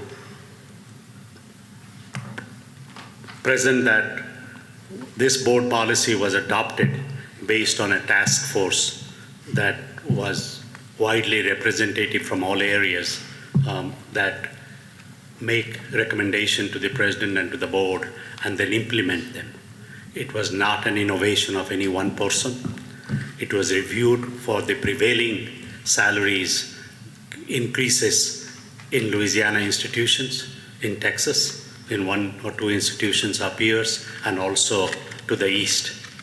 And that recommendation was based on, and I want you to know that in the entire state, beyond our peers, we pay $1,000 more than what you would get when you are promoted.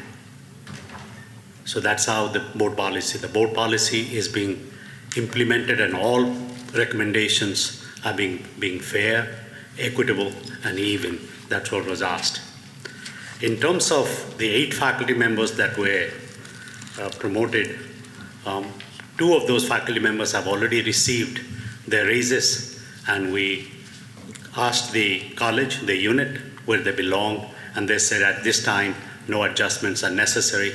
Over time, adjustment will be based on performance. We are moving away from across the board raises, but more in terms of performance, in addition to equity, in terms of making this recommendation. The president has asked all of us to have performance discussions. Everybody who is working at the institution should have the benefit of a performance discussion leading to an evaluation for their immediate supervisor. And that's the basis. We did not have that, so this time the president instructed, look at both equity and merit based on what is available to you. And that's exactly what, for thorough, comprehensive review, this recommendation was made. It should be clear that everybody below the president makes a recommendation, and the president makes a recommendation to the board, and all the data was provided to the president so that he makes sure that it was comprehensive, it was fair, it was consistent. I provided all the data that I'll provide you in a minute to the faculty senate, but what I did not do was to disclose individual salaries without the approval of the board. If there is an error that is made, we'll come back and we will say that an error was made, a subsequent adjustment could be made, but based on the available data, it was fair, it was consistent. The salary increases for these 6 faculty members for 22-23 on average was $7,899 to $15,016, and the range was an addition of 13% to 25% in terms of salary increase.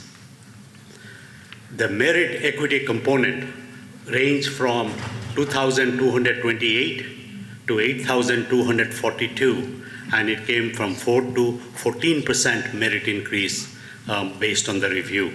This is over and above what a faculty could have got if it was just the across-the-board increase and also the increase as per board policy.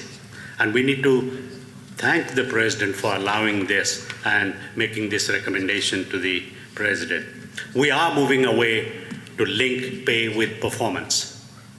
And that pay to performance will happen based on evaluation at every level, layers of evaluation. It will not be determined going forward by any one person. The distance from the next highest salary in the rank for this time, on average, is 4%. That's what somebody can make up through better performance, meritorious performance. Like we celebrated somebody today over and above. Merit is not your average work. Merit is when you do more than what was expected. We focused on performance, thus we paid more than the prevailing salary in rank for 2 faculty members. So it was not the gap from what was, but the prevailing salary as per the practice before, we exceeded that because we found meritorious performance. Going forward, may I submit, persons will have to perform meritoriously to meet and exceed the salary in the rank. Thank you, sir. Thank you, Dr. Sabu. In response to, I have subscribed to a theme I think that President Shields has espoused since his presidency started, and that was, or that has been, rather, an emphasis on outcomes assessments. Just a couple of observations and then maybe a question.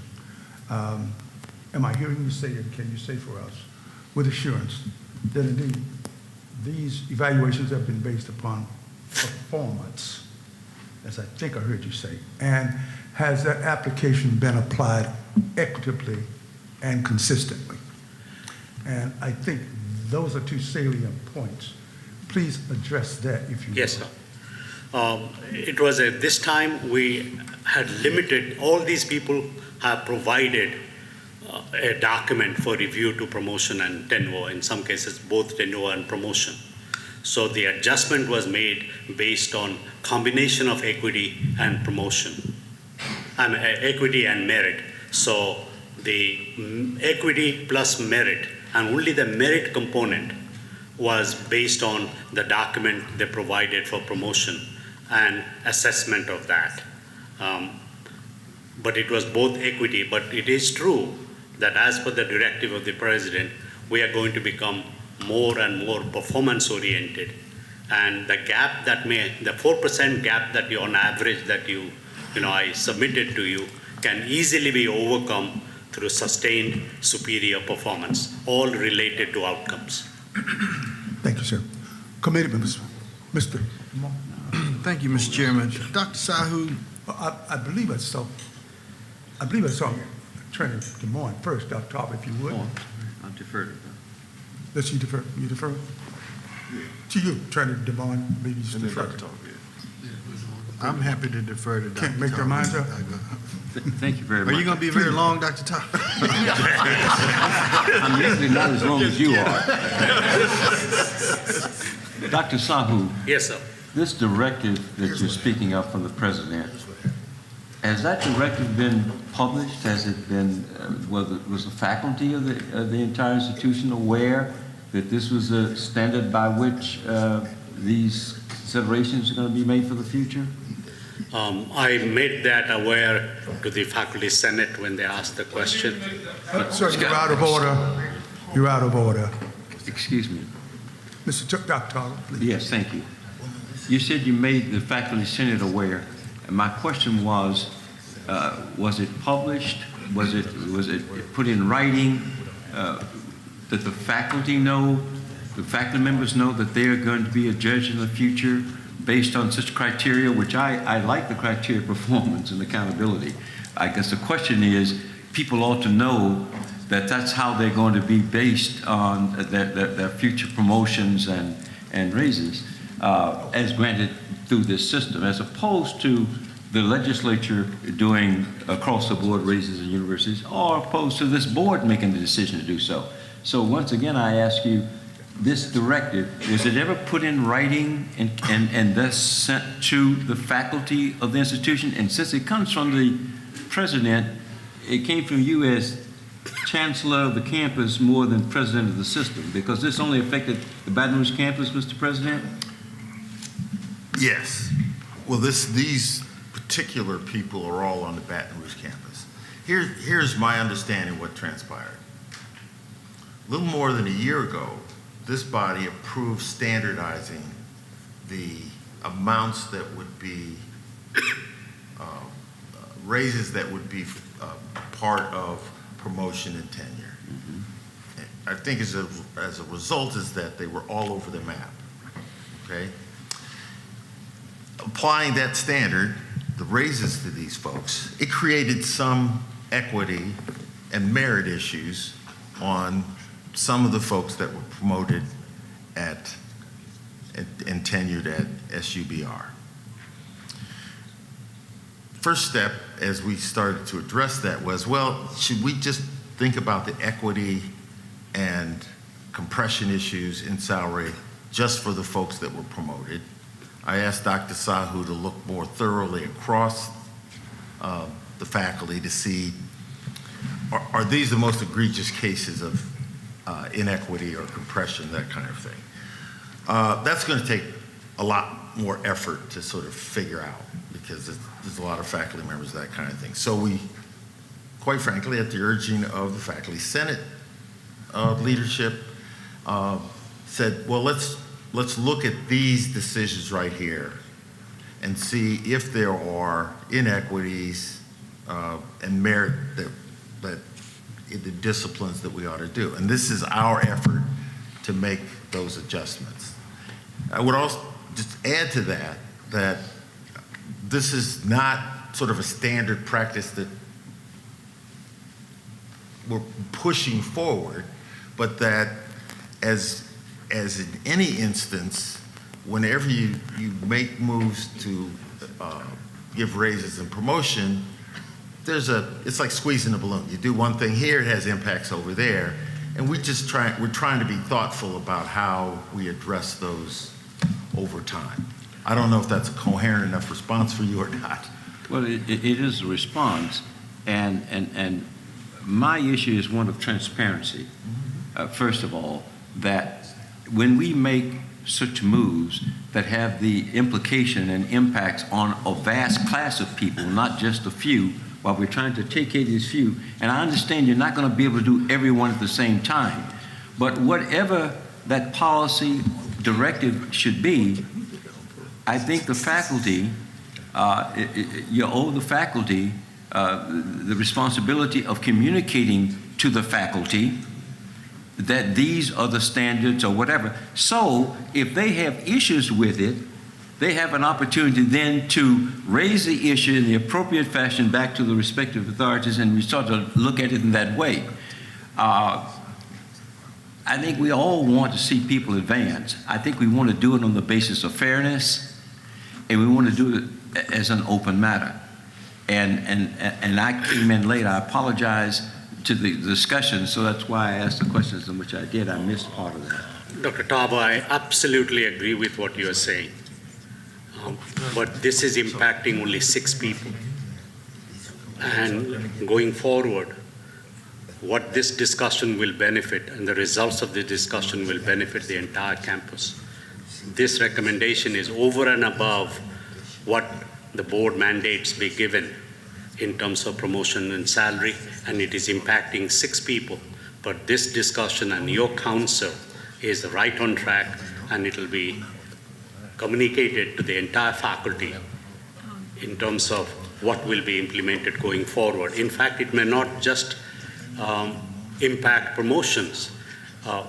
For the longest period of time, we have just given across the board increases. For example, the rank of faculty got 10% increase. And when you look at it, people who had dissuading people to take their classes and had only 1 student in the class also got 10%. You approved an incentive in terms of retirement, and they did not do what they should be doing in terms of enhancing student outcomes. Mr. Chair, Mr. Chair, Dr. Taba, wisdom tells me we need to lay this over and not take any action today. I would take that approach. It's the choice of the body, but that's my recommendation. Yes, sir. That was it. We had Attorney Des Moines wanted to say one thing. That's going to be my leaning to that we would table this further action. But I would certainly yield and agree with the chair that we ought to not make a decision today. But when we get to the full board meeting, the only thing that I would request is whenever we make a decision about this salary, that the pay will be retroactive to this month, and that these employees are not penalized. I will also feel compelled to say that what I hear is a serious lack of communication between the faculty and what's going on at the leadership of the Baton Rouge campus. I've heard the discussion. I'm not the smartest in this room, but I frankly don't understand how you arrived. You understand the smartest part, though. No. I understand that. And if it's going to be made based on equity and merit, it seems to me that the department chair ought to be the first line of defense in terms of making a recommendation about this salary adjustment, and not so much at the level of the chancellor. And it doesn't seem to me that he feels like that he's been heard in terms of what has happened. I think there's a better way for us to do this, quite frankly. And so, Mr. Chairman, I would like a copy, I'd like a little bit more detail surrounding the policy that Dr. Sahu referenced. Now, it seems to me he referenced the policy on one end, but it seems to me that we are doing something a little bit different over and above or outside of the policy. Yeah. And it seems to me that from Dr. Sahu's perspective and the Chancellor's President's perspective, this helps, but from the faculty's perspective, it does not, because they don't have a clear understanding that everybody ought to be able to look at and walk away and say, I understand how you arrived at that decision. Was that fair, Dr. Miller? That is absolutely. Okay. The only other thing that I would say, and I'm gonna be quiet, and I can only speak for myself in this regard, that I don't believe that we will ever truly realize the potential of our institution across the board without a very strong, robust, and vibrant faculty. Because people send their children here. People send their children here to be educated and equipped to compete in a global marketplace. All right? So you have me as a chief advocate, and I know many of my colleagues are like-minded, but I want to say to your leadership, you do the faculty a disservice with your behavior sometimes. And standing up, shouting in meetings and that kind of stuff is absolutely inappropriate.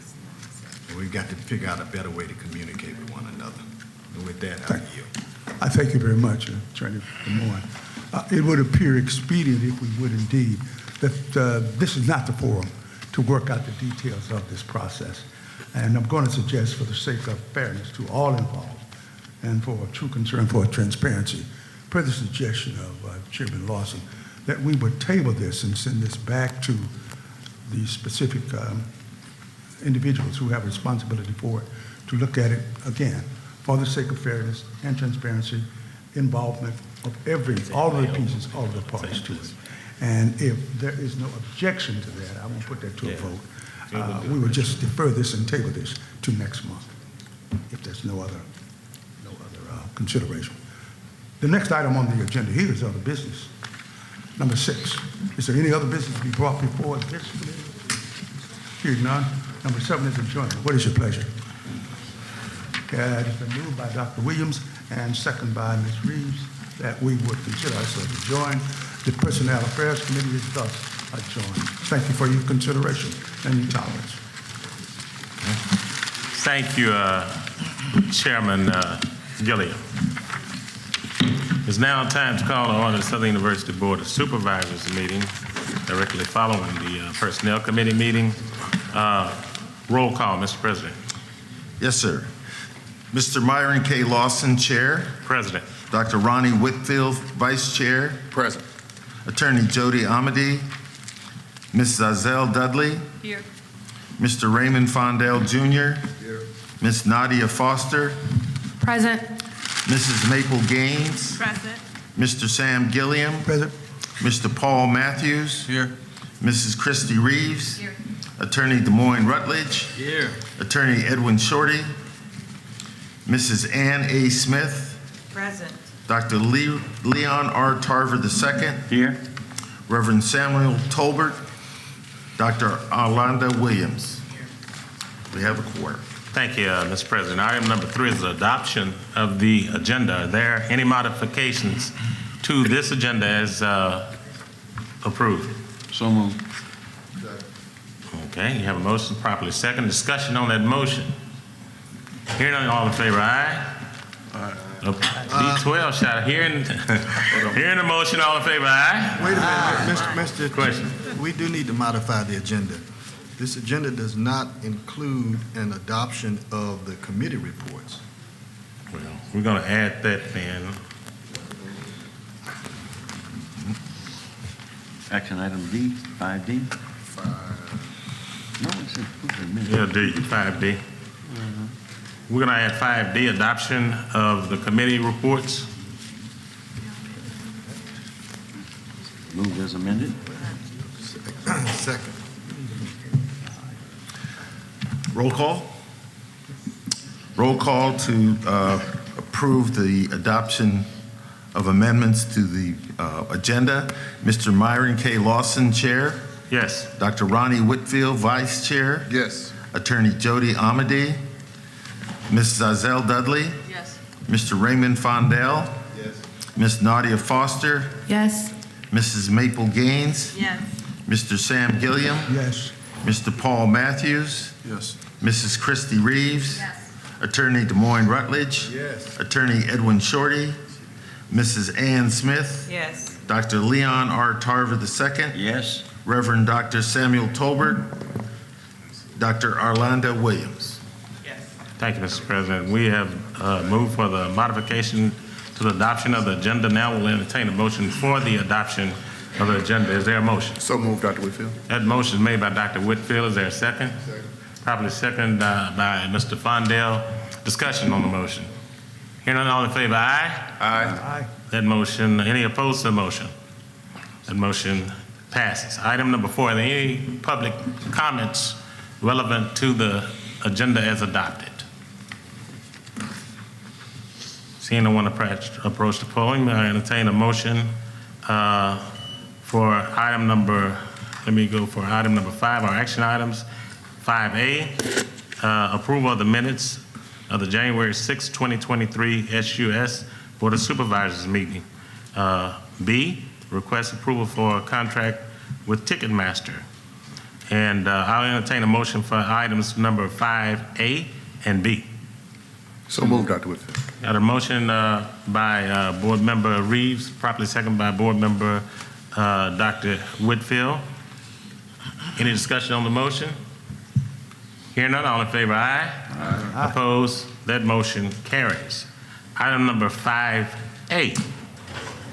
5C, approval of appointment of a new chancellor of Southern University, Shreveport, Louisiana. Is there a motion for approval of the chancellor? I'm going to ask that the recommendation come first from the president. But why don't you go ahead and make your recommendation publicly? Did you want to pull this, you said? Everybody's awake now. So make sure everybody's awake, okay? I'd like go ahead, Mr. President. I'd like to recognize the members of the search committee Please do. and their fine work. Please do. There is a lot of effort and energy that's put into making these decisions about leadership of campuses, and it starts at a very fundamental level. Where a group of representatives of the variety of stakeholders that are associated with the institution and the position take the time out of their busy schedules to meet hours and hours, develop a description of the position, develop ways to evaluate the candidates, solicit the applications from candidates, read the material, discuss it, and put forward candidates that meet the qualifications and give some sense of the strengths and weaknesses that they bring to the position. There was a remarkable group of people who gathered to do this that are stakeholders at this campus, and I'd like each one of them to stand and be recognized as I announce their names. Chairman of the committee and a member of the faculty, longstanding member of the faculty here, Fred Moss IV, and a member and leader of the SUSLA Faculty Senate.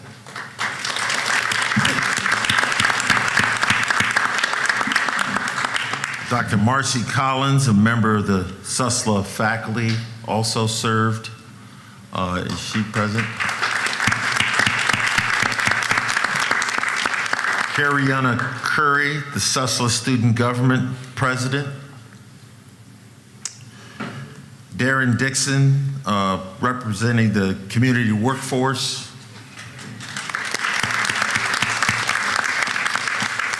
Jeff Ivey, SUSLA staff member. Brandy Jacobson, SUSLA and Community Finance.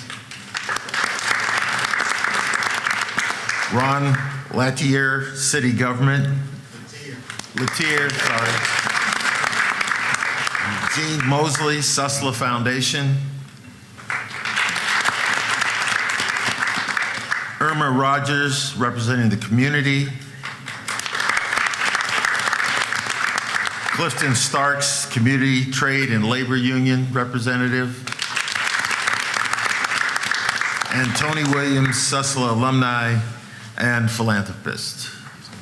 May not be here.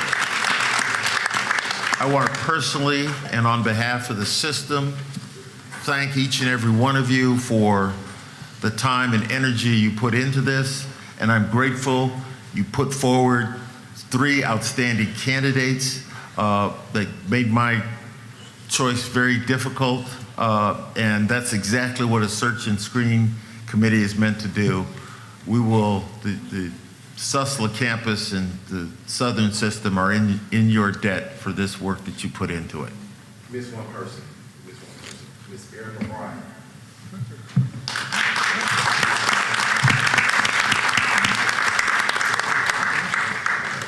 All right, great, thank you. If after we're done, I would like to get a photo with all of you, okay?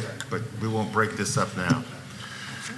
Mr. Chairman, members of the Board of Supervisors, as I mentioned, I had 3 outstanding candidates recommended to me by the search committee. Okay.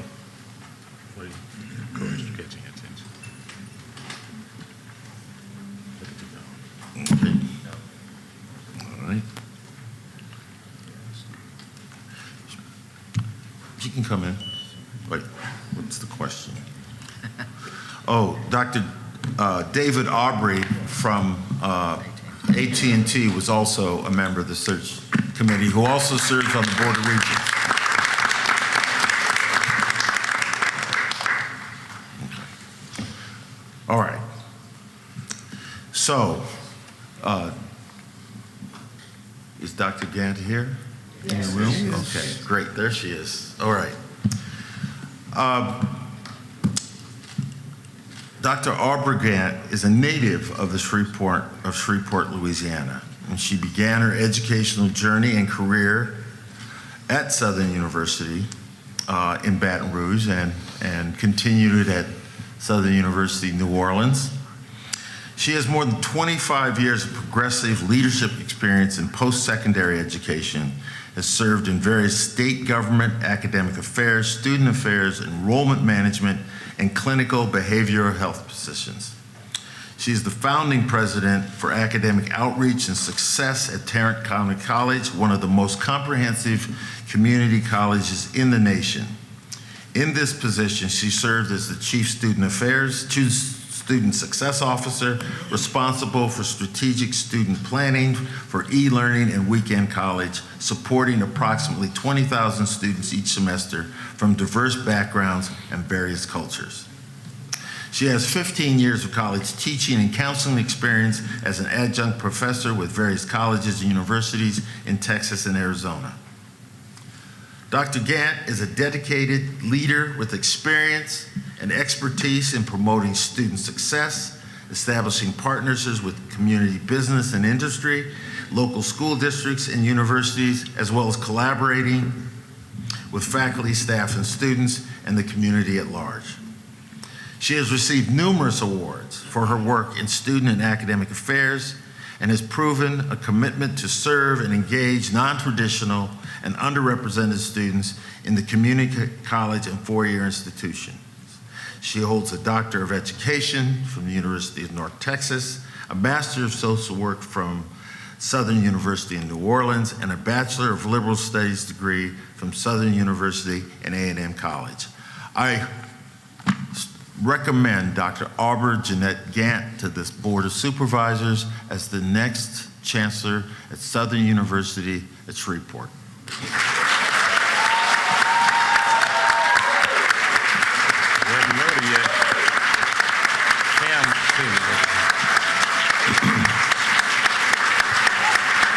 I let them celebrate a little while. They're a little presumptuous.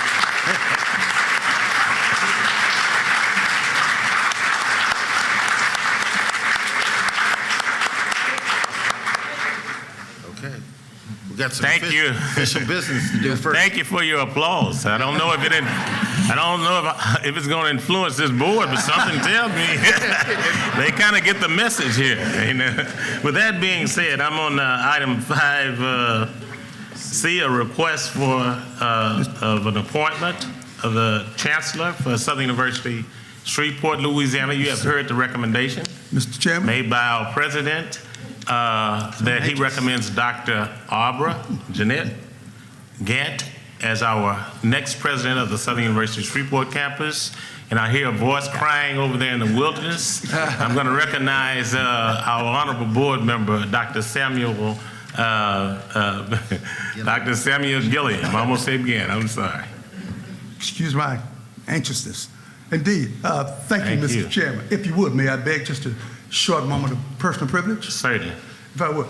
We're about to venture on something contingent upon the recommendation and the approval of this board, something very historic. We are about to recommend the chancellorship for the Shreveport campus. But let me tell you a little bit of something that's happening. Every person sitting out here, everybody has a stake in this young lady. She's a product of this community. She's a product of Southern University in Shreveport.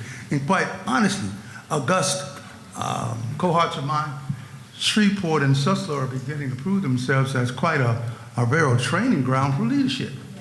We have two out in the audience, of course, Dr. Belton, who started his career at Southern here in Shreveport, Dr. Gant, who is indeed a protege of his, and I see him sitting over there very proudly, as we are, and we all are very proud of her. But we're making a historic gesture, if you will. Dr. Gant will become the first lady. I like that term, lady.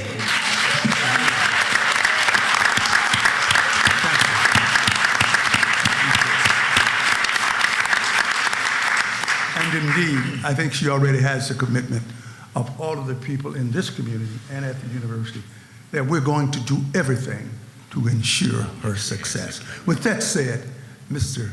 Chairman, I move approval of President Shields' recommendation to hire. And I don't think as you get your second, I don't think the candidate would be offended if you would allow the president to negotiate her salary. So if you had that caveat to it in her contract, okay? Contract and salary. You're adding that caveat to it. Properly second, I think I saw Christy first. You want to do a second to Giselle? Okay. Christy, Giselle. Discussion.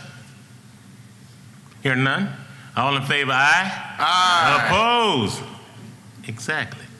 Congratulations. Now we can set up a vote.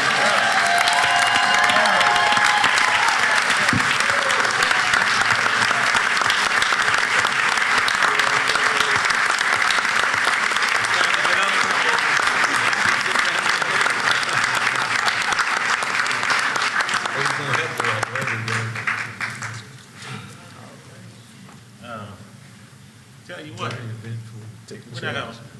we'll take some pictures when we're back here. I see some lovely people in the audience. I see one I've known for a few years. She looking beautiful.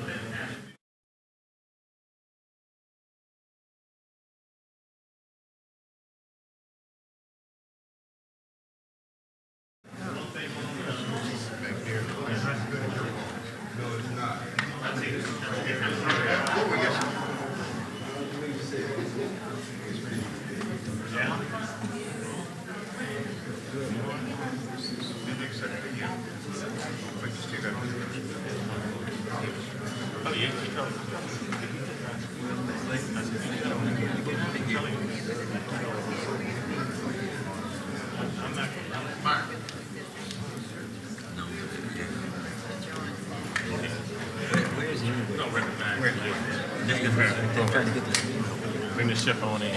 Okay. So people get on the highway. We'd like to hear from our newly selected Chancellor, Dr. Abra Jeanette. Oh, I wasn't finished. Dr. Abra Jeanette Gant. Let's show her some more love, all right?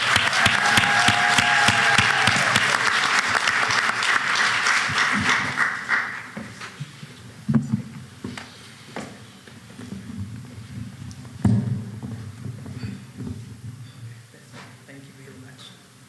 Mr. Chairman, President Shields, Board of Supervisors, and my Southern University family, it is good to be home.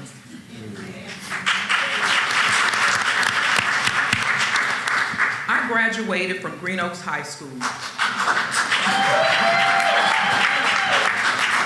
Literally in the shadows of Southern University at Shreveport. I'm an alumnus of Southern University at Shreveport, Southern University Baton Rouge, and Southern University at New Orleans. While my first jobs as a college graduate were at Southern University Shreveport, I can proudly say that my Southern University education has taken me to some of the largest community colleges in this country and allowed me to serve in executive leadership roles at these institutions.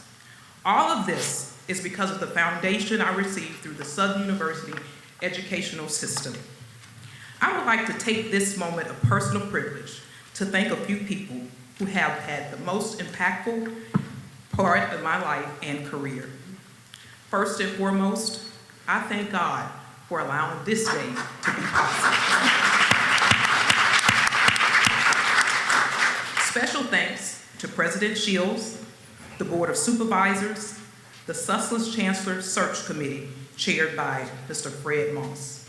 Thank you so very much for your confidence in me. Mr. Sam Gilliam. Mr. Gilliam served as the Vice Chancellor of Student Affairs when I worked at Southern University. Mr. Gilliam taught me a lot about protocol. Dr. Ray Belton, former Chancellor, President of Southern University System, as well as Southern University Shreveport Campus Chancellor. Dr. Belton taught me a lot about SACS requirements and institutional effectiveness. I've worked for about 9 chancellors, and Dr. Belton is the only chancellor president I've ever worked for who's gone through a SACS accreditation without any recommendation. Thank you, Dr. Belton. Dr. Demetria McJulian Lassiter. Dr. McJulian served as a former chair of the social work department. Dr. McJulian is the reason I'm a lady of Alpha Kappa Alpha today. Thank you so much, Dr. McJulian, for being here and serving as one of my strong mentors throughout my career. I can always count on her to be here. She got up this morning at 3 o'clock and got on the road. Dr. McJulian, can I tell him? She's 80 years old and she drove here by herself. Hey. 83 years old. She's 83 years old. She drove here this morning to be with me. Thank you very much. Thank you to my local church family members who are here. New Birth Baptist Church, Pastor Thomas Miles. My family and friends. I think I see my Aunt Margie back there. Thank you so much for being here to support me. And most of all, my immediate family. My mother and sister who are here with me today, and my father and brother are watching virtually. My mother is where it all started. My mother taught us to be a voice for those who are voiceless. My mother taught us the importance of education. I'm first generation, and my mother knew the importance of education. I wouldn't be here today if it had not been for the love and support of a strong woman, Miss Christine Raven. Mom, will you please stand and be recognized? You gotta give Mama some love, man.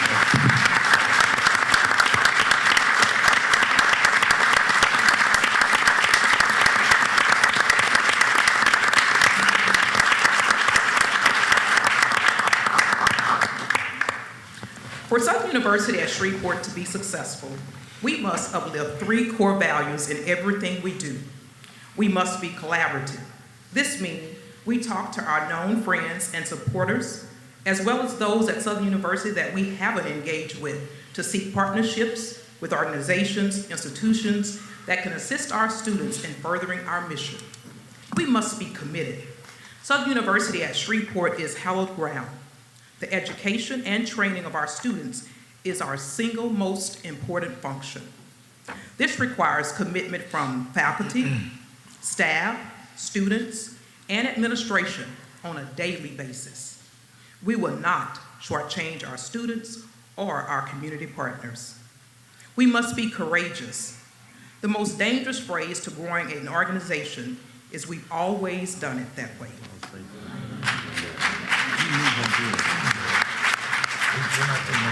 At Southern University at Shreveport, we must be courageous enough to try new things, embrace innovation. We must be courageous enough to look at an old problem with new eyes and new solutions.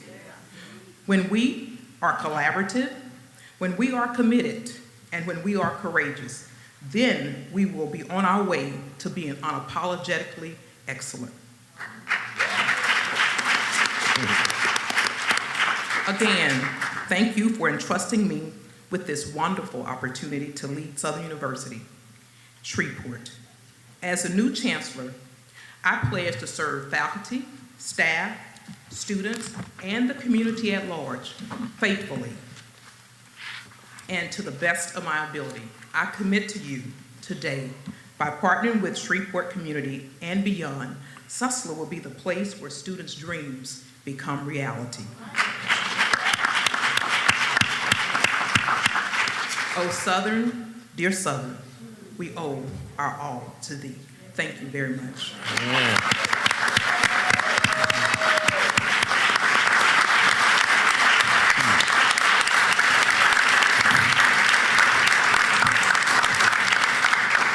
Congratulations again, Dr. Gantz. You know, it didn't take me long to figure out when I went back there to take pictures that I had some good old Baptist colleagues in the audience there.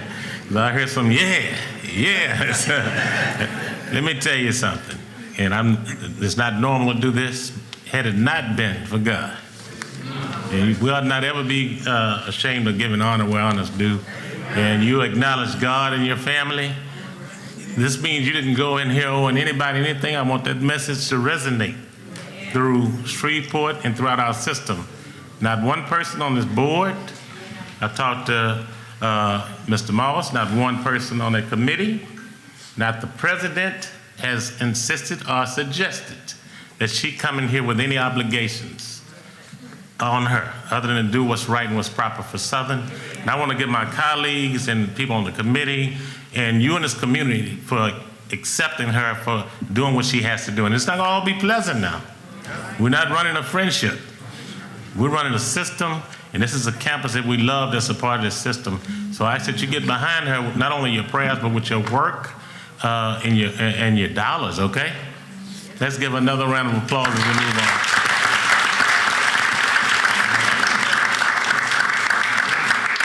Okay.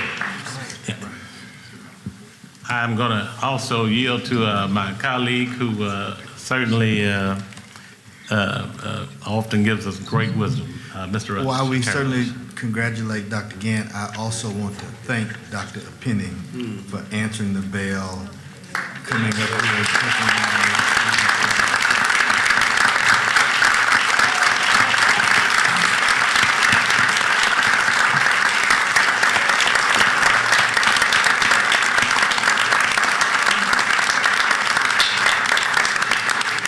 You will not find a better team player for this system than him, and he's a valued member of our team, and we're very happy to have him. So thank you, Dr. Penning. Thank you. Well, approved. I was going to do it on the other business, but you know what we think about you. It goes without saying, and I'll touch on that again in other business. Information item number 7. A and resolution committee. Oh, resolution. See? Take your time. Oh, okay. 5D. 5D is going to be the committee reports that we adopted. Committee reports that I move approval with the proviso that on the personnel committee, that those, when we take them up in April, that those salaries will be retroactive to March. Okay. That was understood to be in that motion. To whatever the date may be, okay. That was, so you have a motion and a second. Any other discussion here in favor? All in favor? Aye. Opposed, motion carries. Item 6, resolutions. Thank you, Mr. Chairman.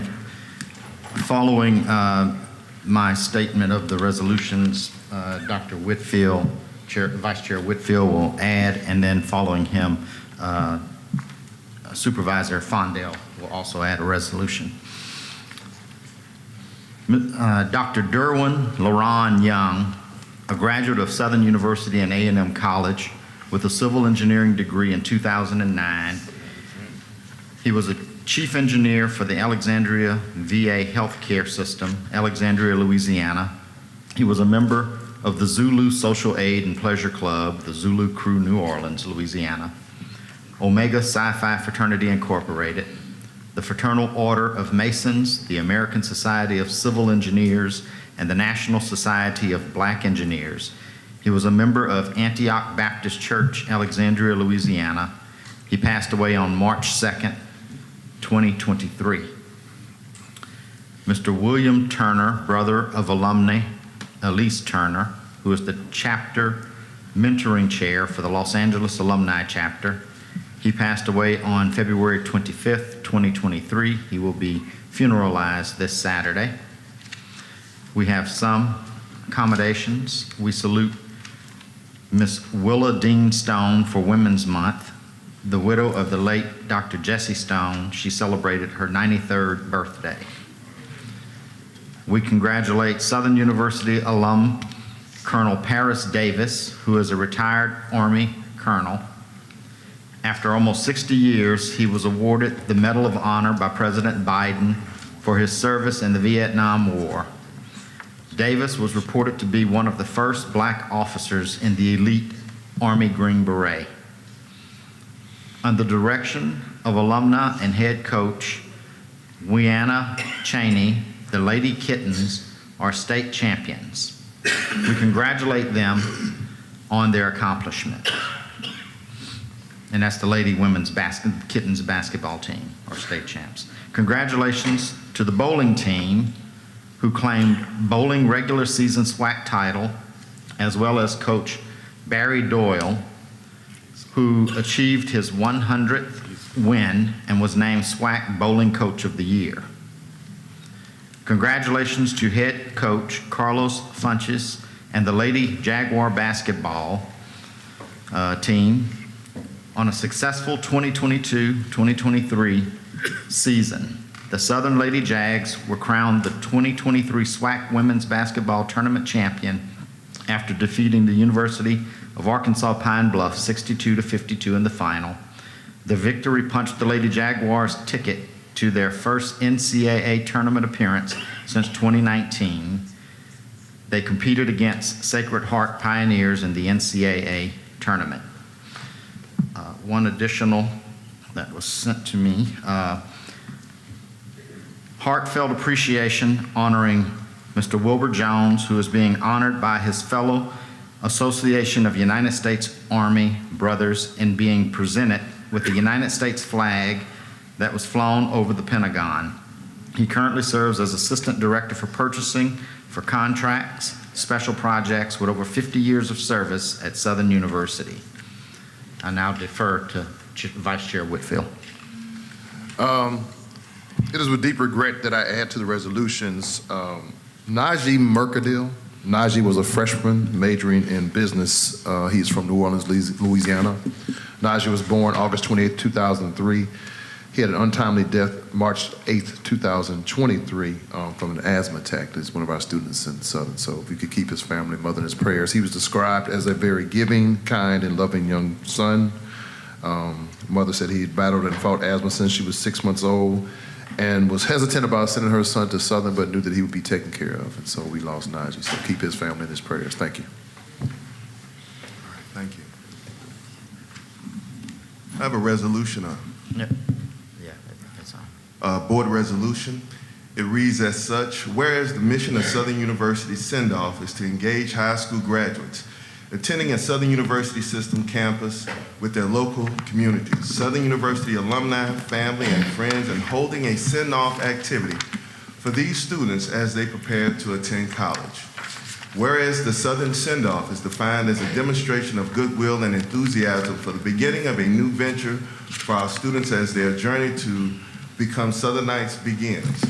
Whereas the Southern University Board of Supervisors fully supports and encourages alumni and alumni chapters to collaborate with their local communities to host these events each year prior to the start of the fall academic semester. Whereas this event has been held successfully in several communities in recent years, there is now a desire to see the event expand throughout the state of Louisiana, as well as other states and locales where prospective students reside. Be it resolved that the Southern University Board of Supervisors supports the mission of the Southern Send-Off and of all the positive possibilities that will ensue in welcoming new students and their parents to the tradition, pride, and excellence that is Southern University. Okay, thank you. You've heard the resolutions. What's your pleasure? Their motion. Properly moved by Board Member Smith, seconded by Board Member Rutledge. Discussion? Hearing none, all in favor, aye? Aye. Opposed, motion carries. Item number 7, informational items. A, presidential report. B, chancellor's report. I believe we delivered those reports yesterday. Eloquently stated. Thank you, concur. Mr. President. Concur. I think the board concurs. And to that statement, we spent 9 rigorous hours in here. And I want to thank my colleagues. People, what you don't see is what should catch your attention about the folk up here. Nobody's paid to be up here. 9 hours just one day. Guess what? It was 9 hours without a break. We ate during lunch. And I have to give them a round of applause for doing that. It's a lot of love. 9 hours of looking at numbers and listening to questions and concerns, robust debate, which is what I love. And we're going to be better for it. Look out. Great things are happening. You saw it today with Dr. Gant. Okay, we'll move to item number 8, other business. This month. What is this month? Y'all know this? Women's Month. Isn't that interesting? I think we have folk that have made history. We saw it today earlier with a young lady. We have folk on the board that have made history. This is the first time we have had the number of women we have on the board. So kudos to the governor and certainly to the ladies that have served. And we have a little token of our appreciation. I think they have it somewhere around here. If not, I'll blame the president, who had nothing to do with it, but better him than me. Blame him. Yeah. Always. What I'm here for. Yeah. Give it to them, please. And as those they are being passed out, why don't they stand up and we recognize them again for the wonderful work. And our student, let me tell you something. Our student board member, and I don't do that other than let you know that she's a student. She does not think like a student. She is very mature. She'll call me late at night and say, what about this? What about the health and welfare? What about a wellness day? Everything she's talking about. Parking and lights. I mean, very practical, reasonable stuff. And I want to let you know what we talked about, because this woman, we're working on a grant right now, probably to the tune of $5 million that I think we have to address that. And it's because of your efforts. So thank you, Board Member Foster, for everything you're doing. And we're in prayer for all the channels. He travels many, many distances to do this. So we're grateful. Maple Gaines from New Orleans, that journey, she makes it with a smile on her face. She's coming in here, hitting the ground running. Christy Reeves in the healthcare, and so many things she does throughout the state. And Ann Smith, former chair of the board, coach. The reason for the above and beyond. Above and beyond, unselfishly serves. Dr. Orlando Williams, that has no fear. If I'm in trouble, I told him, don't call the police, call Orlando. And in the meantime, I hope that Dr. Tarver is running with me. I'm gonna push him over. And Zazelle, she has taken this board to new heights. Her wisdom and insight in the governmental arena, the business arena, has done nothing but add value. And we thank all of them for their contribution. And happy Women's Month. We love you all. We love you all. Thanks again, Dr. Penny. What a ride we've had over the last several days. Dr. Penny has done wonders. There's a young lady we have met every week for the last 2.5 probably months. Mrs. Windsor, I mean, you don't even see what she does, but she is phenomenal. We have got to give her a round of applause.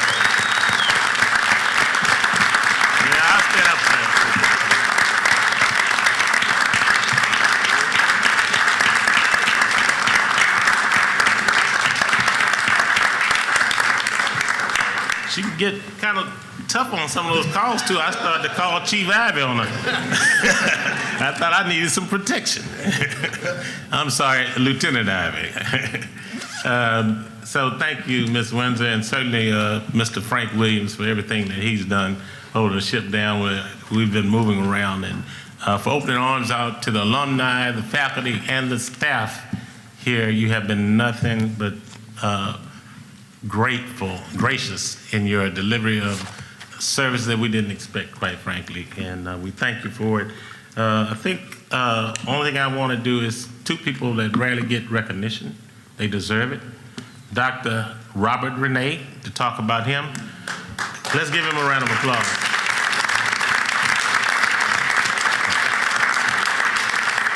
He's a go-to get-it guy. I told him I want QR codes on the back of every card that comes out of this institution, certainly with the board. I have it in my hand. You can register by taking a picture of this card. We're getting there. How about that? And we're going to get better. We had a robust discussion about registration. Look out, we're heading in the right direction. And certainly Dr. Tracy Taylor Jarrell, who has no...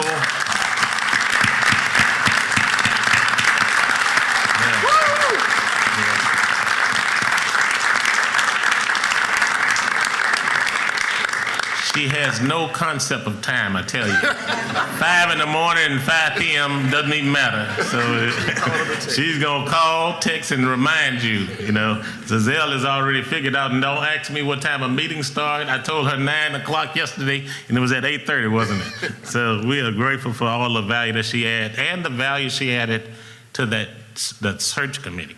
She was kind of the nuts and bolts behind that, and President, we thank you for that and your efforts that you have. Let's give him a round of applause. Your first selection turns out to be pretty good there. I think you have some concurrence there. So is there anything else that we need to discuss for the good of the order? If not, I'll entertain a motion on number 9. It's moved. Consider yourself adjourned. We're going to